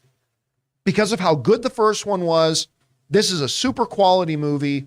When you look comparatively to other movies that have come out recently, other than maybe Black Adam, this is a movie that should have made like $90 million. We can take down the classroom now. And yet it's made $30 million. When you look at it, and now that, listen, you hear that it makes $30 million. You know that that's a bad result. But when you actually look at it in context, like it roughly made the same amount that the Suicide Squad did, that had a very divisive first film, still suffering the effects of the pandemic, and was released on HBO Max on the same day, and it still almost made as much money as Shazam 2 Fury of the Gods. This is a movie to me that I think we're going to be talking about for a long time as far as the autopsy on it goes, about why did it struggle like this? Is it the fact, again, just more evidence that everybody was over the DCU that was? Was it more after effects from the effects of Black Adam? Was it 100 other things? I mean, I don't know that we can say it's just, some people will be tempted to say it's comic book fatigue. Ant-Man and the Wasp, but not good movie, opened over $100 million at the box office. So I don't know that we can say that. So I don't know, Chris, let's go over to you on this. Mm-hmm. Shazam, we've been watching the tracking numbers for Shazam fall more and more and more leading up to the release date. I think it finally ended, the tracking ended at 35 to 40 million opening weekend, which already would have been a tremendous disappointment. Yeah. It made even under the low tracking at 30.5, 45% less than the first Shazam movie did, only higher than the Suicide Squad and Super Pets in recent memory. I don't know. What do you make of all this, and what's your analysis? Still reeling over Morbius. Whew. I mean, I know you've disagreed about this in the past, but I really do think it's, well, what's the point? Why am I going to go spend my hard-earned dollar at a movie that doesn't matter? And I know, like, no movie has to mean anything, or why do you make anything? But I think our general movie-going audience just goes, well, aren't they just scrapping all of this anyway? I don't think the general movie-going audience even knows what's going on with DC. They might not, but I think a lot of people just aren't interested in this at all. I think people who are into the comic books are kind of that mindset right now, because clearly a lot of them did not show up, of, I'll catch the next phase, I'll catch the next thing. And I think, too, a lot of the marketing just didn't sell a lot of people, which is a shame, because it's a super, super fun movie. It's really, really great. Helen Mirren, come on, guys, go out there and see her. But I think that a lot of people just didn't care about this. And maybe your average moviegoer doesn't know about all the minutia, but I think the average person, because of things like Instagram, like TikTok, they do at least know a lot of these stars aren't moving forward. So Gal Gadot being in a movie isn't going to move the needle for them, right? Even if they love her, it's going to be some meaningless cameo. And if you do know about these movies, if you do know about the comic books and all the other back, like, production stuff that's going on, why are you going to go see it? If you have to go see other movies, if you have to really work on a budget and decide what you're going to go spend your money on, why are you going to go see this movie if it's kind of obsolete in terms of seeing that grander DC kind of thing? Now, I'm not one of those people, but I do think that has to be factored into this when you look at it. I don't know, because if it were, that doesn't explain what happened to Black Adam. Because going into Black Adam, they hadn't announced that they were resetting the DCU. People thought Henry Cavill was now back in the DCU. It was still, when Black Adam opened, it was still, he was the biggest movie star in the world. This is going to change the, what was it? The hierarchy of power. The hierarchy of power. Changing the hierarchy of power in the DC. And it did, just in the inverse. Yes, what just the Rock opposite. wanted. It was opposite land. We inverted the pyramid of success. Mr. Mixelplex came and got his hands on it. Yeah. So, like, everybody thought this is still DC, and that movie fell on its face despite being promoted for well over a year and having the world's biggest movie star in it. So I don't know that had anything to do with it, to be honest with you. Oh, no. I think you got to look at it as a potential factor. Maybe. I mean, but I think that's the key, right? I don't know that there's one thing. I think that at the end of the day, there's probably going to be like 5 or 6 different things that went into this. Maybe part of it was the failure of Black Adam. Mm-hmm. Part of it is people are just over the DCEU the way it was. Yeah. People just think kind of the DCEU itself was kind of irrelevant. Maybe part of it was, well, this doesn't have any ongoing story. My argument always to that is, well, neither does Goodfellas. Should people not go and watch? Are people not going to watch Goodfellas? I don't know. But we do have a different expectation. Yes, right? There are different expectations, but you put on top of that, I just don't know that my mom doesn't know anything that's going on with DC or anything like that. But again, it's the Black Adam Neither part. Does mine. She doesn't watch this. It's sad. So, I mean, I think it's going to end at the end of the day. I think that's going to be a factor. I think there's going to be I don't think there's one smoking gun. It's a death of 1,000 cuts. Yeah. And it sucks because this is a movie you want to see when creative people get together and they actually end up putting together something that is really good. And this movie was really good. Mm-hmm. And it's always sad to see a movie not do well at all, especially when it's a movie that deserved better. And this was a movie that deserved better, but make no mistake, this is a flop. Now, going back to something that one of our hotline questions came in asking, how big of a second weekend drop do you think this will have? Here's the thing. Remember, we always talk about the fact when you have a movie that opens to like $140 million, you can, or more, you can expect a slightly larger than normal second weekend drop off because everybody's seen it. The opposite, you have the opportunity to have the opposite be true here. Because so few people went to go see this opening weekend, and hopefully those people will hear it's actually pretty good, I don't suspect this is going to have a big second weekend drop off. I expect to see like a slightly better than normal, like 50% drop. I don't expect to see like a 60% drop off, 65% drop off. Like what was Ant-Man's second weekend drop off? Like 70? 70. Like a 70. Like I don't think it's going to have that kind of drop off. Number one, because still there's still a ton of people that haven't seen it. And I think the word of mouth is going to be fairly solid. So I think it's going to have an okay second weekend. I hope so. Oh, I hope so. I really just hope it kind of finds its legs, and at least people give this movie a chance. Because I think going into the first Shazam too, right? He's not a character that I feel a lot of people usually give a lot of credit to. It's true. Yep. And that movie, I think a lot of people slept on too because, oh, this is such a kiddie thing, yada, yada, yada. And it proved to be such a great movie with so much heart and really fun action sequences and a really great cast that just gels so well. So I hope that people give this sequel a chance too, because it's a fun time. Guys, the question is for you. Woo! Shazam 2 came out of the blocks and fell straight on his face financially. It's unfortunate because I think it's a pretty darn good movie, and yet it just completely flopped so far. We'll see what kind of legs it can have. Did you see the movie? Odds are you probably didn't, but maybe you did. If so, what did you think of it? If you had to come up with some explanations about why it did so damn poorly, what do you think that would be? Whatever you guys think, jump down into the comments section below and let us know your thoughts. All right, guys, with that down, we are now going to move on and take your questions that you guys have been sending in and can still send in, and actually can send in anytime 24/7. You don't only have to send in your questions now when we're live to streamelements.com/JohnCampea/tip. Now we'll get to those questions in just a second, but first we're going to hear from a couple of more sponsors of our show here today. The great folks doing good work over at Fume and my mobile service provider, Mint Mobile.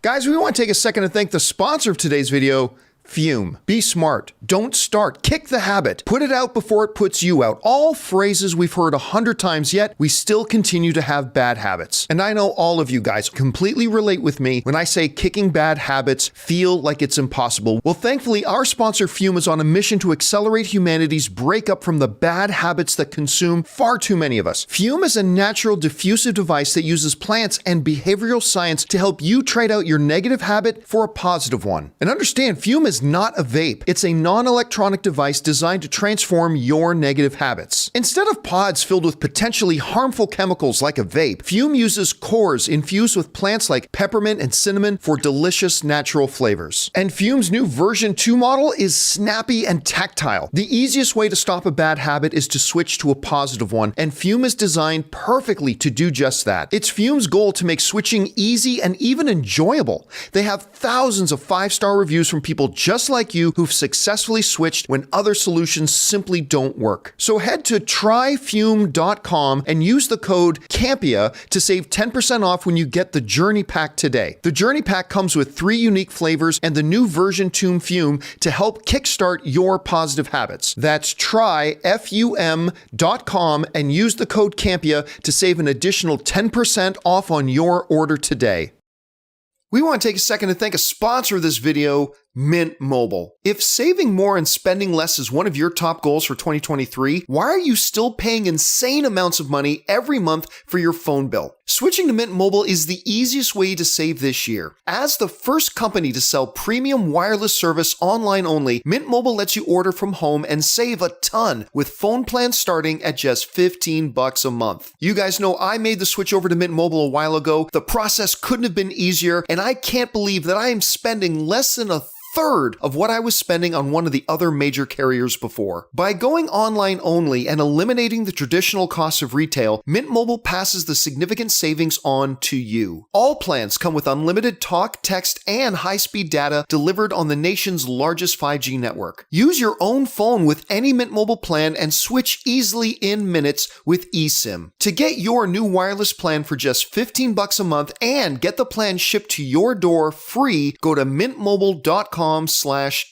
That's mintmobile.com/Campea. Cut your wireless bill to $15 a month at mintmobile.com/Campea. And thank you to our friends at Fume and Mint Mobile for sponsoring this episode of the John Campea Show. All right, guys, with that down, let's get over to your questions that you guys have been sending in, shall we? So, Chris, what do we got up here? From Alan Renshaw. Oh, or are we starting with No, Alan. Yeah. Alan Shaw, will you be doing a reaction watch for Super Mario Brothers movie? I'm really excited for this movie and already have my tickets to see it twice opening weekend. Think we'll get spin-offs if the movie is successful? Okay, so first, if I can actually find out when the reaction embargo lifts, I think we will do a reaction watch for the Super Mario. Because again, this is because this is the movie that right now, and I reserve the right to change my mind once I see if it's good, if it's not good, all that kind of stuff. But my guess right now, it's going to be the biggest film of the year. So for that reason alone, what was the last part of his question there? I missed it. Do I think it's spin-offs? Yeah. Oh, yes. Yes. We've already heard word that they're looking at doing maybe a Link movie, a Legend of Zelda movie.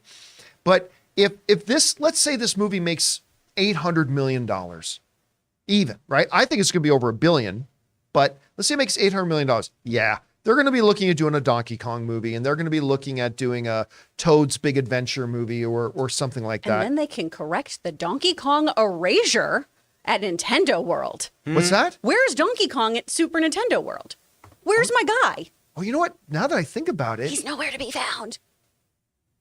I thought there was a part where we saw some barrels rolling. Maybe I'm wrong. Maybe he's not there. I didn't see him. Way more Zelda stuff up in there. Did you do the Mario Kart race? Mm-hmm. He's on one of the carts. Oh, yeah. But Where is he elsewhere? But he's not He's a elsewhere. whole franchise. I didn't even think Give about that. him to me. Good point. So All right. in the inevitability that this movie is going to do, alive with the orchestra at the Hollywood Bowl, I'm assuming you and Ann will go there. Oh, yes. Bum, bum, bum, bum, bum, bum, bum. All right, what's next? From Chuck the Mystery. Hey, John, as a huge DC fan, I have to say I liked the sequel to Shazam. Wow, she's struggling today. To Shazam far better than the original. I loved the family, plus great performances by Helen Mirren and Lucy Liu. Can't wait to see Rachel Zegler in Hunger Games as Snow White. This girl's going to be a big superstar. I think Rachel Zegler is going to be a big superstar. She busted onto the scene in West Side Story. I could not believe how good she was. She's going to be a big star. I'm going to be honest with you. I think I liked her performance the least in Shazam 2. Now, I already think she's awesome. Like, I saw her in West Side Story. So I probably had more to do with the writing. But look, I really enjoyed the film. The first one, to me, still had a little bit more charm and heart to it. But there's no denying the second one had a lot of it, too. All right, what's next? From Something to Say, part 1 of 3. Hey, crew, longtime viewer, first-time tipper. Well, thanks, Something to Say. I had a debate over the best take on the Wonka story. They prefer Wilder, while I say Depp's. I argued there may be things about the 2000 film that make it better, songs, color palette, and the eeriness of the plot. Crazy billionaire pits kids in battle royale until there's one fits a Burton film. While on Crazy, I'll defend Depp by saying his Wonka is a weird guy with a weird factory, when Wilder is just a guy with a weird factory. It's logical, Wonka's creepy, awkward. So there we go. He's locked himself away for years. I admit the film has flaws. Charlie's too good. I still find the project more enjoyable. The other kids are more interesting foils. There's something terrifying about the squirrel scene, etc. Anyways, what do you think? Thanks. I am in the minority I'm not a big Tim Burton fan. Now, Tim Burton has some stuff that I really do like, but just overall, I wouldn't count myself I'm not a Tim Burton detractor, but I'm not a big Tim Burton fan. The funny thing is, amongst my friends who are big Tim Burton fans, they don't like his Willy Wonka movie. And I do. I like his Willy Wonka movie more than the original. Whoa. There, I'll say it. I like Tim Burton's Willy Wonka movie more than the original.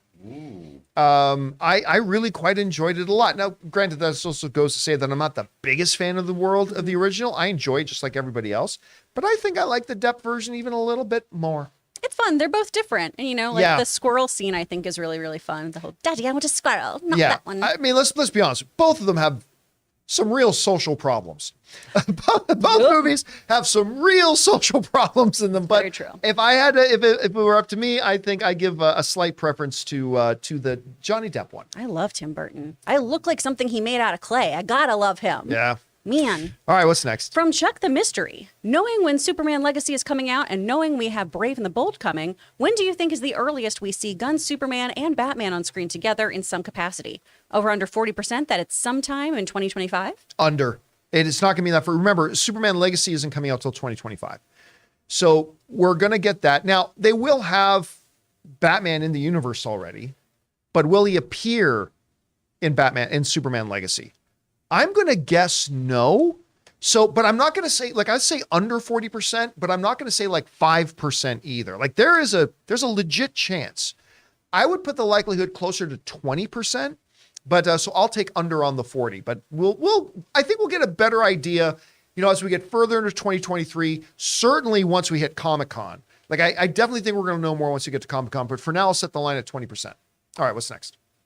From Josh Becker, the Skittles product placement in Shazam was just cringe and just too much in my opinion. Here's the one thing I said about the new Shazam film that I said is the one negative that I think will turn some people off. It has a little bit of Thor Love and Thunderness in it, that there are some scenes where they take the humor, like it's kids. It's supposed to be a little bit silly, but there's some places where they take it a little bit too silly. My defense, without going into a lot of spoilers about the Skittles scene, is that narratively, with what was going on, the Skittles actually made sense.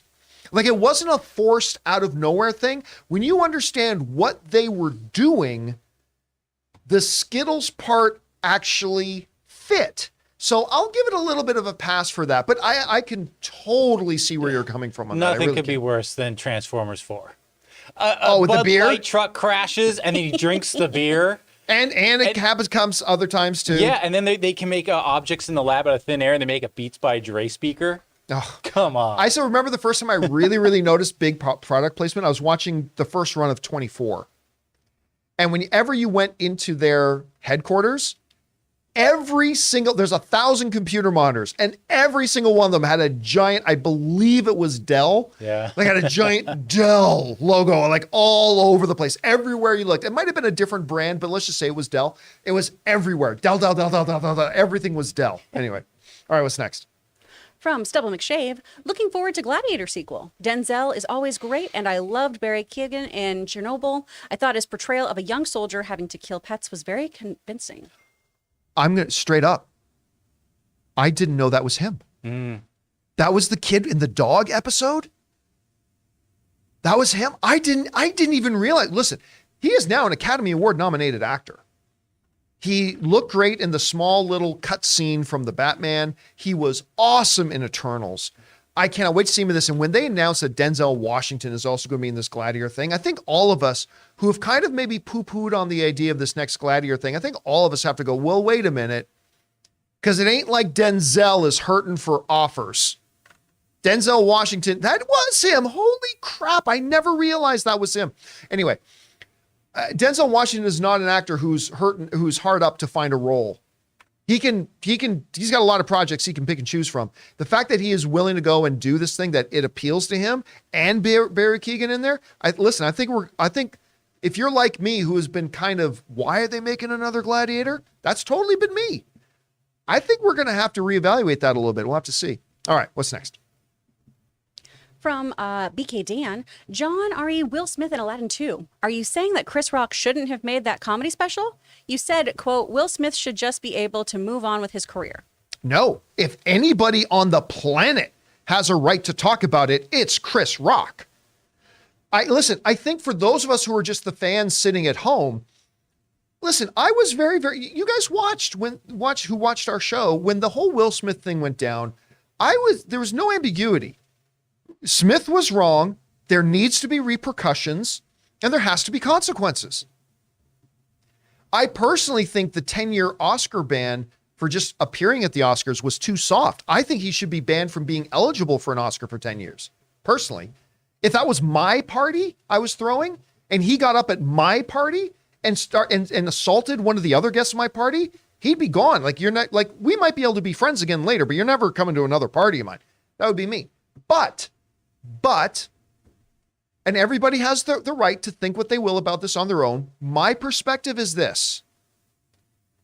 Will Smith didn't stab Chris Rock. He didn't jump and break his face open. What he did was completely unacceptable. But has there been consequences? Yeah. Listen, Will Smith has faced consequences this year that you will never have in your life. For 99% of the people out there. Will Smith was globally humiliated. Globally humiliated. And he deserved it. He totally deserved it. But he got globally humiliated. He lost millions of dollars in project opportunities. And again, he totally deserved it. But at some point, what do we say? When do we say that enough of a price has been paid for slapping somebody? There needed to be a price. It needed to be heavy. I would say absolute, complete global humiliation that will forever tarnish and stain his reputation and legacy. And it cost him millions of dollars. I can only speak for myself. For me, I'm like, okay, now he's paid a heavy, heavy, heavy price. It's time to let him move on. And it's time to let him start working again and time for all that kind of stuff. But Chris Rock was the one who he embarrassed. Chris Rock was the one that he assaulted. And Chris Rock, for the most part, for a year, has kept his mouth shut. And Chris Rock is the one person in the world who has every right to get up there and talk about the elephant in the room, which was his experience presenting at the Oscars and having Will Smith come up and physically assault him for telling a joke. So yes, Chris Rock absolutely had the right to do it and totally should have. All right, what's next? From Anonymous. Interesting fact, Barry Keoghan lived in 10 foster homes by the time he was 13. No, I didn't know that. First role came at 16 when he answered an open casting call for Irish crime drama Between the Canals. I did not know that about his past. But you know what the funny thing is? Seeing the way he acts and the way he carries himself, I think I can this is a guy who's had some pain in his life. And he's one of these artists who's able to harness that, like the power of the sun, like Superman. Harnessing the power of a yellow sun and turning it into pure acting power. I'm not surprised. Thanks for sharing that. I love learning these little facts. All right, what's next? From another Anonymous, Emperor Geta in history ruled jointly with his brother. They weren't good at it and are often credited with contributing to the decline of the Roman Empire. Ultimately, Geta was assassinated with a few liberties. I can see this assassination as our plot. Could be. I mean, I remember when for those of you who don't know why he's bringing that up, the report suggests, and it's just conjecture, is that that's who Barry Keoghan may be playing in the Gladiator movie.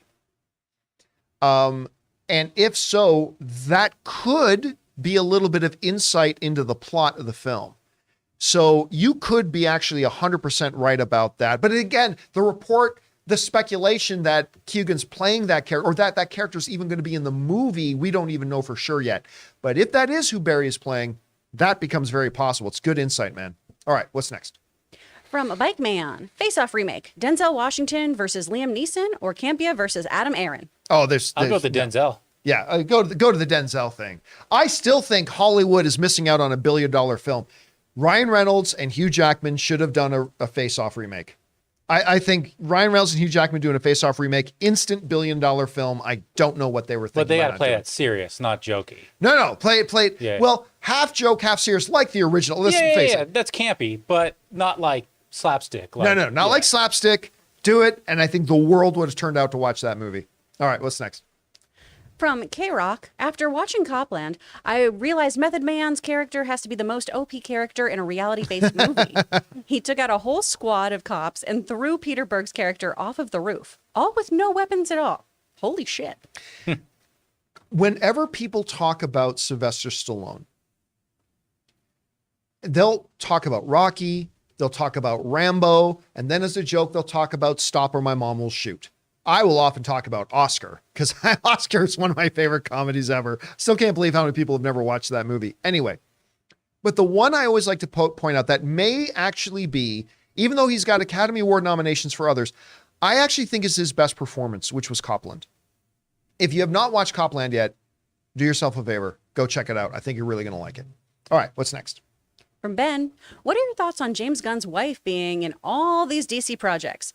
Feels a little weird to me, especially when he says he only cast her once, but she's still showing up over and over. Well, again, like the director of the film pointed out himself that she was actually, for the Shazam thing, she was actually plopped in there long before, because Peter Safran had to make a call.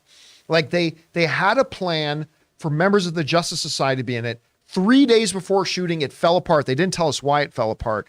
And Safran, they still wanted the concept of that scene. So Peter Safran scrambled. Peter Safran reached out, got that to happen. Remember, this is long before, according to the director, Sandberg,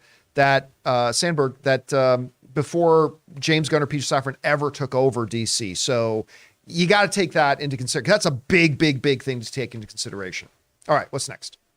From Anonymous, what is the possibility that Disney didn't promote Mandalorian enough? I truly forgot it was being released till you guys mentioned it. We talked last week about the fact that The Mandalorian is suffering the lowest ratings that the series has had. The season 3 premiere opened 25% lower viewership than the season 2 premiere. And the most recent episode, episode 3, was the lowest rated Mandalorian episode of the entire series so far. First of all, I thought they marketed Mandalorian season 3 quite a bit. You might be able to say lack of marketing to the premiere, but we were on episode 3. How did that explain? Because that means people who watched the first episode of season 3 did not come back to watch episode 3. That means people who watched episode 2 of season 3 did not come back to watch episode 3. We are seeing a decline. I'm not quite sure that marketing was, as it often is in the case of movies, I don't know that marketing is the culprit here with Mandalorian. We'll find out. All right, what's next? From AK Anomaly, we say we want a major crossover between Marvel DC. Tells me it's wonderful, and I love Mark Rylance, so I need to check that out. All right, what's next? From Cinema Sauced, hi crew, I'm sure you heard, but if you haven't, that The Abyss, Avatar, and True Lies are going to be released on physical media this year. Also, very glad you started Poker Face, are enjoying it. R.I.P. Lance Reddick, bring on the filthy. Yeah, R.I.P. to Lance Reddick indeed. And yeah, Poker Face is actually quite good. I still have not caught up, but I did finally start the journey on it, and it's quite good. What was the first They're all part? going to be True Lies, Avatar, and The Abyss. They're all going to be on physical media. Somewhere Rob is just like dancing. Yeah, well, Rob, I remember Rob actually He's gonna walk in specifically and go, "Dude, talked did to you me hear?" about, yeah, specifically talked to me about that stuff. Yeah. Honestly, I don't care because I don't buy physical discs any more than I have a rotary phone in my house. It's a bygone era of a bygone format, but incredibly exciting for people who do still enjoy collecting physical media, particularly a guy like Rob and people like Rob, because these are movies that should have been in 4K Blu-ray a long, long time. And so it's terrific for people who still collect that stuff. I think that's awesome because these movies are great. True Lies is my favorite action film of all time. I love that movie. All right, what's next? From Be Cool, Yolanda. I just saw Variety reported that Wilmer Valderrama, this whole breaking in these is throwing me off so much, is producing and starring as Zorro for a new show for Disney Plus, written by Game of Thrones, Brian Cogman. This sounds great, and I think we needed a hero like Zorro nowadays. What are your thoughts? Bring on the filthy. This is the same Wilmer from that 70s show, right? Mm-hmm. I'm trying to remember why I interviewed him once. I sat down and interviewed him once for, was it a Spy Kids movie? Was he in a Spy Kids movie? I can't remember now. But I interviewed him once, and I remember just funny guy, really like funny guy. I sat down with him for like 10 minutes, super funny guy. I was really surprised when I read that news. Like funny how? That they're bringing back, number one, that they're bringing back Zorro, and then number two, he's the one playing Zorro. Huh. All right. I don't know.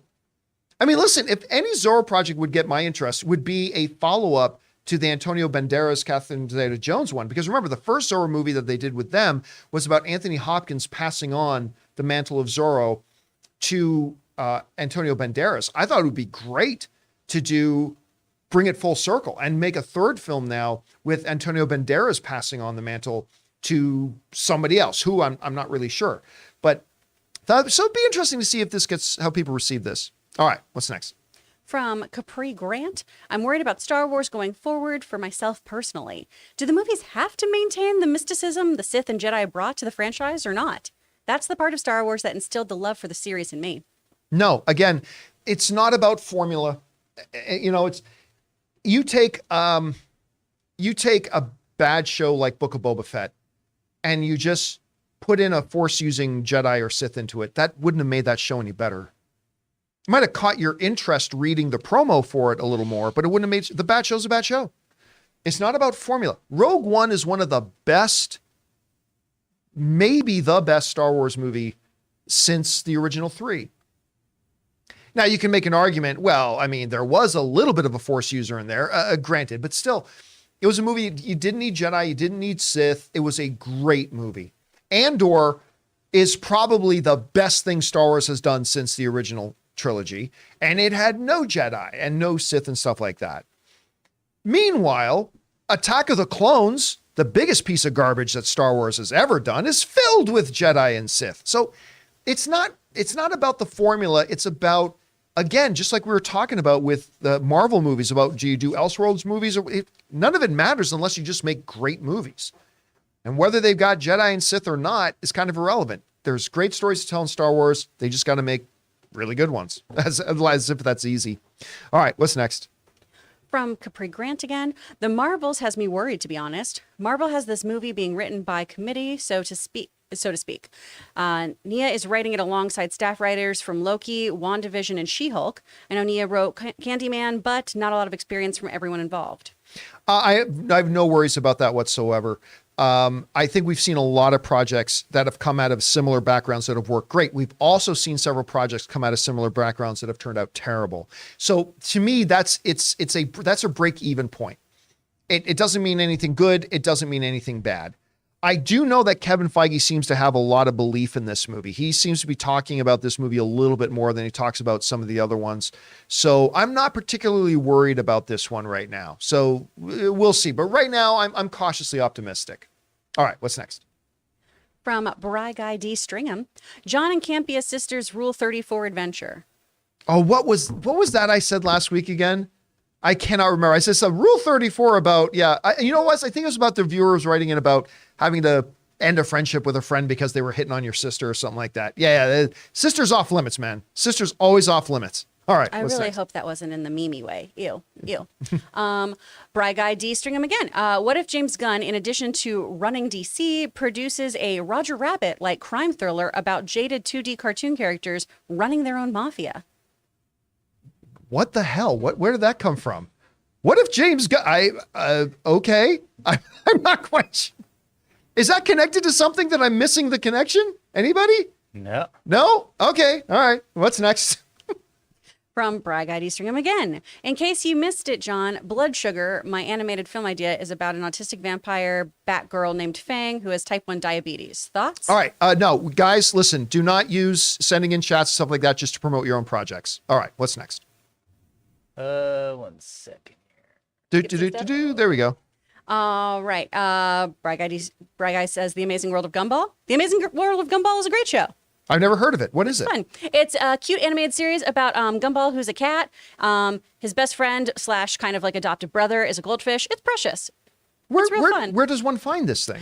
This was a Cartoon Network show, so it was on HBO. Boo. That if you follow Cartoon Network's Instagram, every now and then you can see clips, and they had this really, really great like chart thing about how life is just never-ending pain and chaos. It's great. Go look at it. Go on Instagram. I've never heard of it. See, learn something new every day. All right, what's next? From B. Wayne, New York. Hey guys, now that Shazam 2 trailer shows Gal Gadot's Wonder Woman is in the movie, do you think that she could be James Gunn's Wonder Woman in the new DCU movies moving forward, or does she need to be recast like Gunn's new Superman and Batman? I think it doesn't mean anything. Like Peter Safran also pointed out, like that was always a part of the movie, like the Wonder Woman thing. Now, whether they're going to be able to lock down and get Gadot to show up for it, that was a separate thing. But they were going to do the Wonder Woman thing regardless. So her being there does not mean anything that she's going to be there moving forward, but it also doesn't mean she won't be there moving forward. Listen, James Gunn has mentioned that he has remained non-committal in his statements about Gal Gadot, about whether she will or will not be Wonder Woman moving forward. So I don't think we can take her appearance, or I'll go so far as to say this. Let's say Wonder Woman appeared in it the same way Superman appeared in the first Shazam movie, where you just see from the neck down, you don't see the face. I don't think that would have meant that Gal's not going to be Wonder Woman moving forward. My guess is this is going to be more of a clean slate, but it's still possible Gal will be our Wonder Woman moving forward. All right, what's next? From Nicolas Cage. Because you're usually right about things, I must confess that I get a little excited when you're wrong. It happens. Leon got it done, baby. And still. Also, Gathaji, good luck pronouncing that. Thank you. I know it doesn't spell like it. It's pronounced Gaethje. Gaethje, it's not spelled like it at all, though. Yeah, phonetics screwed me over there. Was a plus 19 to plus 19 0 190. Yeah, you, plus dog. 190. And I told everyone to bet on him. Okay. I said, and listen, the Vegas odds were heavy. I think Usman was a 250 favorite, like massive favorite.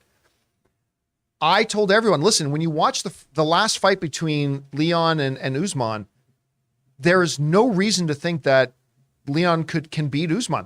Go back and watch the first fight. There was nothing that could lead you to believe that he would win the second fight. But I'll tell you what, we were watching it at me and Ann and our friend Ryan watched it at a Buffalo Wild Wings out in Temecula, California.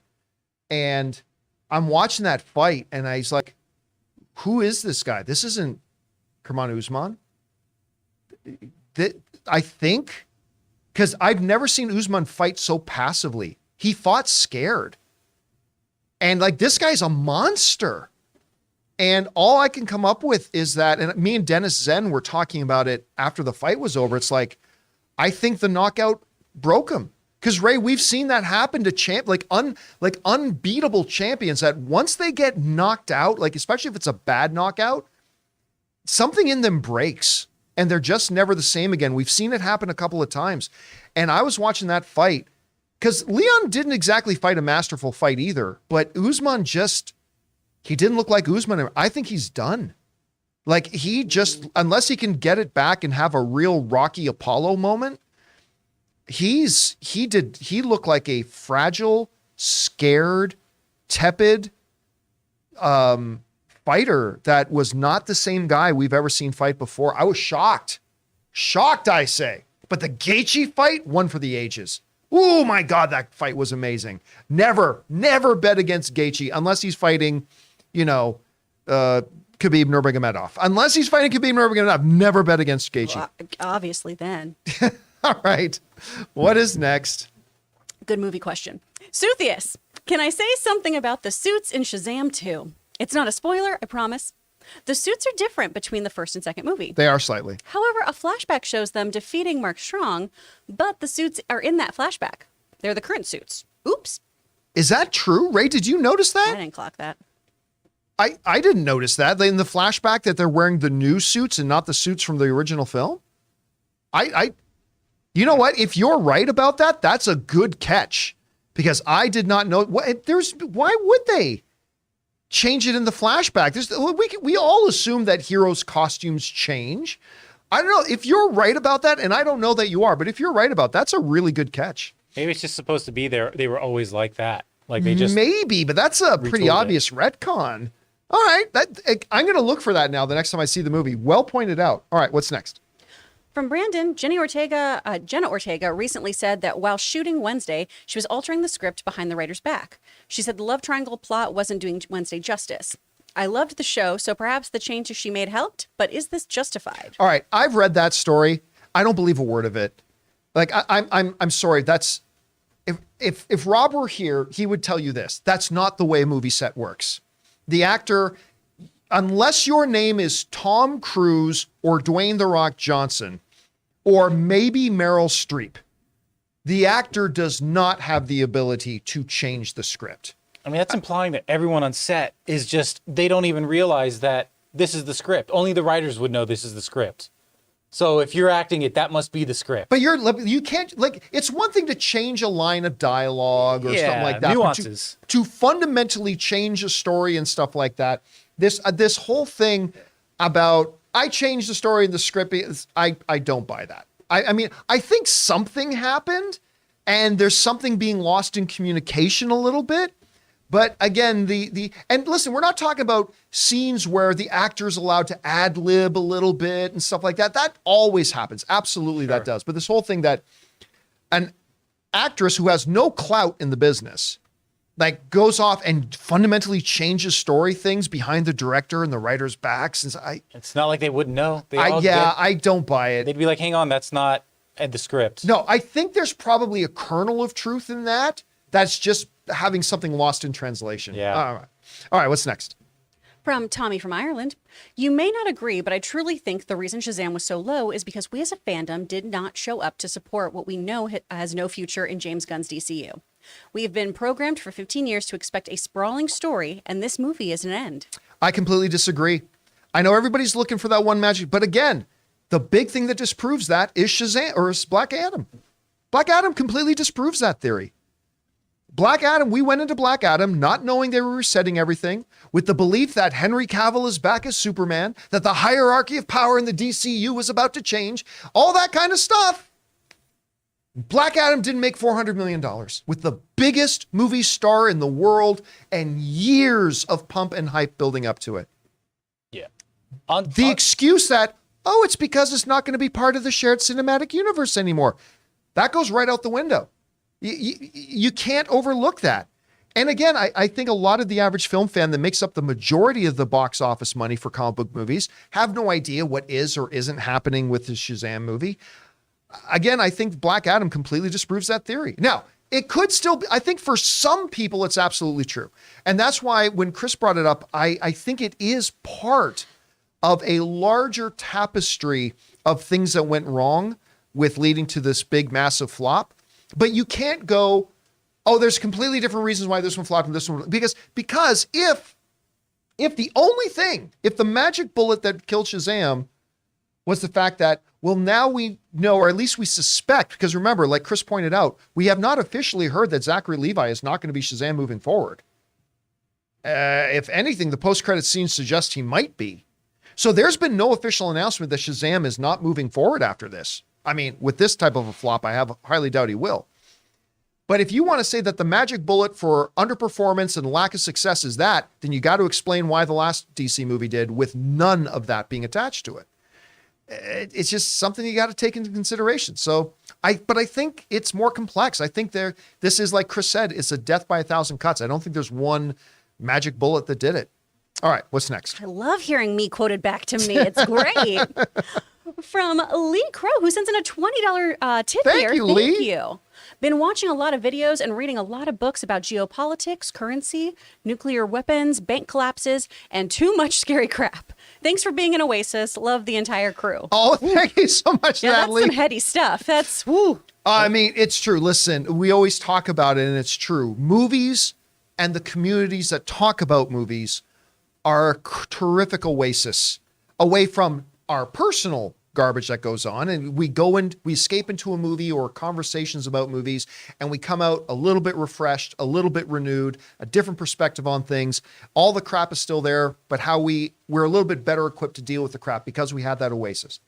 But it's not just our personal crap, it's global crap. And that's been one of the great things about movies ever since their inception, that they become an opportunity for us to step away from the real world garbage that's going on, not just with our personal lives, but globally. And it's really a big part of it. So we are awesomely privileged that you help make our community what it is. So thank you so much for that, Lee. And thanks for tipping and supporting us to that level, man. We appreciate that. All right, what's next? Sounds like he's reading Peter Zine and George Friedman. Yeah. From Matt Valdez. Hi, I don't know if you remember, but I met you at the screening of D&D yesterday.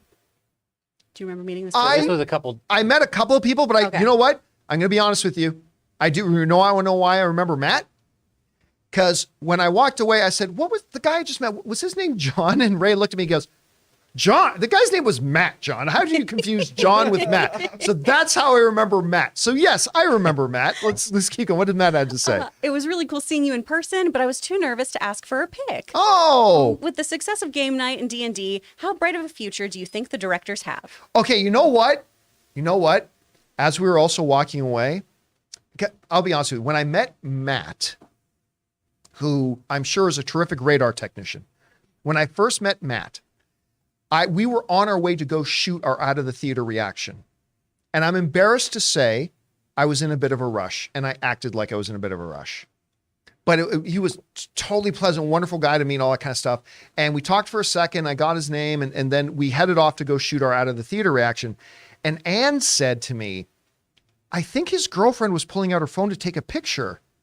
And then I felt stupid. Because we got to the end of the hall and I looked back and I didn't see Matt or his girlfriend there anymore. And I felt really bad about that. Anyway, so my apologies, Matt. That aside, yeah, the future looks good. Because even if Dungeons and Dragons flops, everybody's loving this movie. And whether a movie does well or flops, that's on the marketing department. That all the directors can do is make the best movie they can. And it's pretty much universally being accepted. They did a really good job making this movie. Game night was fantastic. So yeah, I think you're going to see these guys have a lot of stuff offer them moving forward. All right, we got time for just a couple more. What's next? From Storm and Norman, I'm hearing John Wick 4 has multiple oh come on moments, just like John Wick 3. But why do we let this franchise get away with things that we would kill the Fast franchise for? Have they gone to space with duct tape yet? Yeah. Yeah, listen, I've often said this in terms of suspending disbelief and all that kind of stuff. Like, I know I've complained about say there's a comic book movie and I complain something about it, like that didn't make sense. Somebody goes, John, you're talking about a movie where a man can fly and shoot laser beams out of his eyes. Come on. I get it. But what I've always said is, all I want from a movie or a franchise of movies is to operate not within our real world rules, operate within the rules that you as a movie and your movie franchise has already set up and established. That's all I ask, right? So if we go to a Star Wars movie and Jedis have never been able to turn, all of a sudden into, I don't know, a bantha, and all of a sudden we're watching a Star Wars movie and plop, a Jedi turns into a bantha, right? Like, come on. I don't ask you to follow our real world rules. Just follow the rules that you set up within your own thing. The Fast and the Furious, the way its franchise has always done is they've pushed the limits. I talk about keeping 1 foot in the world of the real, right? Like whether you're talking about them racing through the streets, dragging a safe, that in the real world you can't do. But there's a 1 toe in reality to make it at least feel like it could be real. And then once you get into Fast 9, they just completely blow that all out of the water. They don't even follow the set of rules they created in their own Fast and the Furious universe. John Wick, on the other hand, has always kind of been, this John Wick dude is something of a super being. And they've always been that, right? And they may inch it a little bit here and there, but I judge movies and their franchises based on when talk about following the realms of reality and what's possible, is the reality and what's possible as you yourself set up the rules to be. And again, I haven't seen John Wick 4, so I can't comment on the ones that are the oh come on moments. I can't comment on those because I haven't seen it. Maybe I'll feel the same way. But yeah, the way those two movie universes have set themselves up is a little bit different. So we judge them a bit differently. All right, what's next? From Sam Fisher, after episode 5 of Picard season 3, I need a Titan spinoff starring Todd Stashwick and Jerry Ryan. But I also really want to see a book series about a Vulcan crime syndicate. It's only logical a utopia would have crime. What? That's awesome. Can't comment. I haven't seen episode 5, so I can't say. I've seen episode 4. And episode 3 and 4 were both really quite good. This has been a good season of Picard. I still like season 1 of Picard a little bit better, to be honest with you. But I've been really liking it, certainly much more than season 2. But I haven't seen episode 4 yet, so I can't comment, unfortunately. Or episode 5, so I can't comment. All right, what's next? From Alan Renshaw, I saw the video on Instagram where Bruce Willis's family singing him happy birthday. This was apparently organized by Demi Moore, and the video is just wholesome and makes you feel good. Have you seen the video? No, I have not. But what's really wonderful, it's kind of neat to see, like obviously Bruce Willis and Demi Moore were married, they had kids together, and they divorced. But they still are very much partners in their kids' lives. They still get along really great. I remember watching the celebrity, did any of you guys catch the celebrity roast of Bruce Willis? And Demi Moore got up and did some of the roasting. Like what? The guy's ex-wife. I've never seen that at a celebrity roast where an ex-spouse got up to do it, but it was great. And they really have been all this together. And that just in and of itself is pretty cool. So I haven't seen this video in particular, but I've been really impressed with the way that whole family has worked, especially with Moore and Bruce Willis and the way they're like, hey, listen, we share children. So divorced or not, we're always going to be part of each other's lives. So what's that relationship going to be like? And they decided to make it a good one. And I've always been really impressed by that. All right, what's next? Couple more. From Corey M. Zachary Levi was my least favorite part of Shazam, Fury of the Gods. His Shazam is way too goofy, and there's a huge disconnect between Asher Angel's Billy and Levi's Shazam. Billy is 17, about to be 18, and acts like a regular teen. Levi's Shazam acts like a 12-year-old. I've heard that that complaint a lot, and I disagree.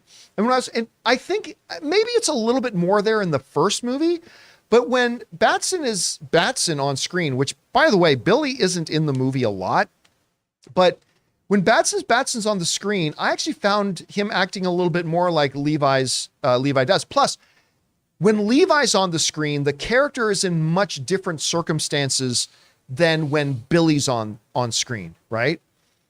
Like, they're in completely different environments. When he's Billy, he's usually in a calmer, like simply talking to other members. When he's Shazam, he's in totally different circumstances. So I've heard that criticism a lot from different people, and I'm not trying to discount it in general. I'm just saying, for me, I don't personally notice that nearly as much. But again, that's just me. Maybe if I watch it a few more times, I might agree with it a little bit more. We'll see. All right. Last one of the day. What's next? Diego. I think the problem with the Mandalorian ratings right now is the fact that season 2 ended so well. For the general audience, they stuck the landing and checked out. I don't know, man. Because here's the thing. After the final episode of after the Luke moment, right? In Mandalorian season 2. If there was another episode the following week, it would have broke all of Mandalorian's records. If there was another episode of Mandalorian the week after the Luke episode, it would have been the highest. I believe it would have been the highest rated Mandalorian episode ever, because everybody would have been dying to see what happens next. So I don't know. I think it's going to be a lot like the Shazam failure stuff, where there's no one thing, because, the fact that the entire series of Mandalorian was about getting this little baby creature to a Jedi. And they have this big climax where the whole quest is now done, and he hands Grogu over to Luke. Now, look, none of us were stupid enough to believe that they wouldn't have their little green money-making machine back on screen again in season 3. For sure, we all understood that. But for a lot of people, that's the climax. And then episode 1 of season 3, there's Grogu in the cockpit with Mando. I mean, that might, again, I think we're a long ways off from figuring out why the thing is dropped. I personally think it has more to do with Obi-Wan and Book of Boba Fett, because Book of Boba Fett was terrible. Book of Obi-Wan was, for me, quite disappointing. And I personally think the lower ratings have more to do with people just went through 2 series that was pretty subpar. And Mando was in one of those series. And Mando's being in Book of Boba Fett was the best part of Book of Boba Fett. But I think it has more to do with that. But I don't know, man. I'm just not sure. I think there's a lot of possibilities here. But hopefully the numbers pick up, and hopefully the show gets better. All right. Guys, let's bring up the screen there. Who do we got next? There are still questions to come from people like Anonymous, Wicked Man, a couple from Wicked Man, and others. Guys, don't worry. A little bit later this afternoon, I'm going to be doing an open mic, and we will get to all the remaining questions that have yet to come in. And by the way, guys, remember, you can send in questions anytime, 24/7. You don't have to wait for us to be live, and send them into streamelements.com/JohnCampea/tip. You'll see them answered on the show if we deem them appropriate to be used on our show, or in an upcoming open mic. And all the remaining questions that are there, I'll get to an open mic a little bit later today. All right, guys. For now, that'll do it for today's installment of the John Campea Show. Thank you so much for being here and making this show part of your day. Big special thank you to all you guys who sent in those tip questions. Number 1, because you gave us great fun things to talk about. But number 2, you supported this channel as you did it, and all of us involved with the show. Thank you guys so very much for your support. Don't forget to come back and join us for the John Campea Show again tomorrow. It'll be me, the guys, and Rob will be joining us. So for everybody in the room, Ray Ora back there. Oh, he froze again. Oh, no. Taylor Gonzalez, running the show, Jonathan Voico, the delightful Chris Carr. My name's John Campea, and until next time, my friends, bye-bye.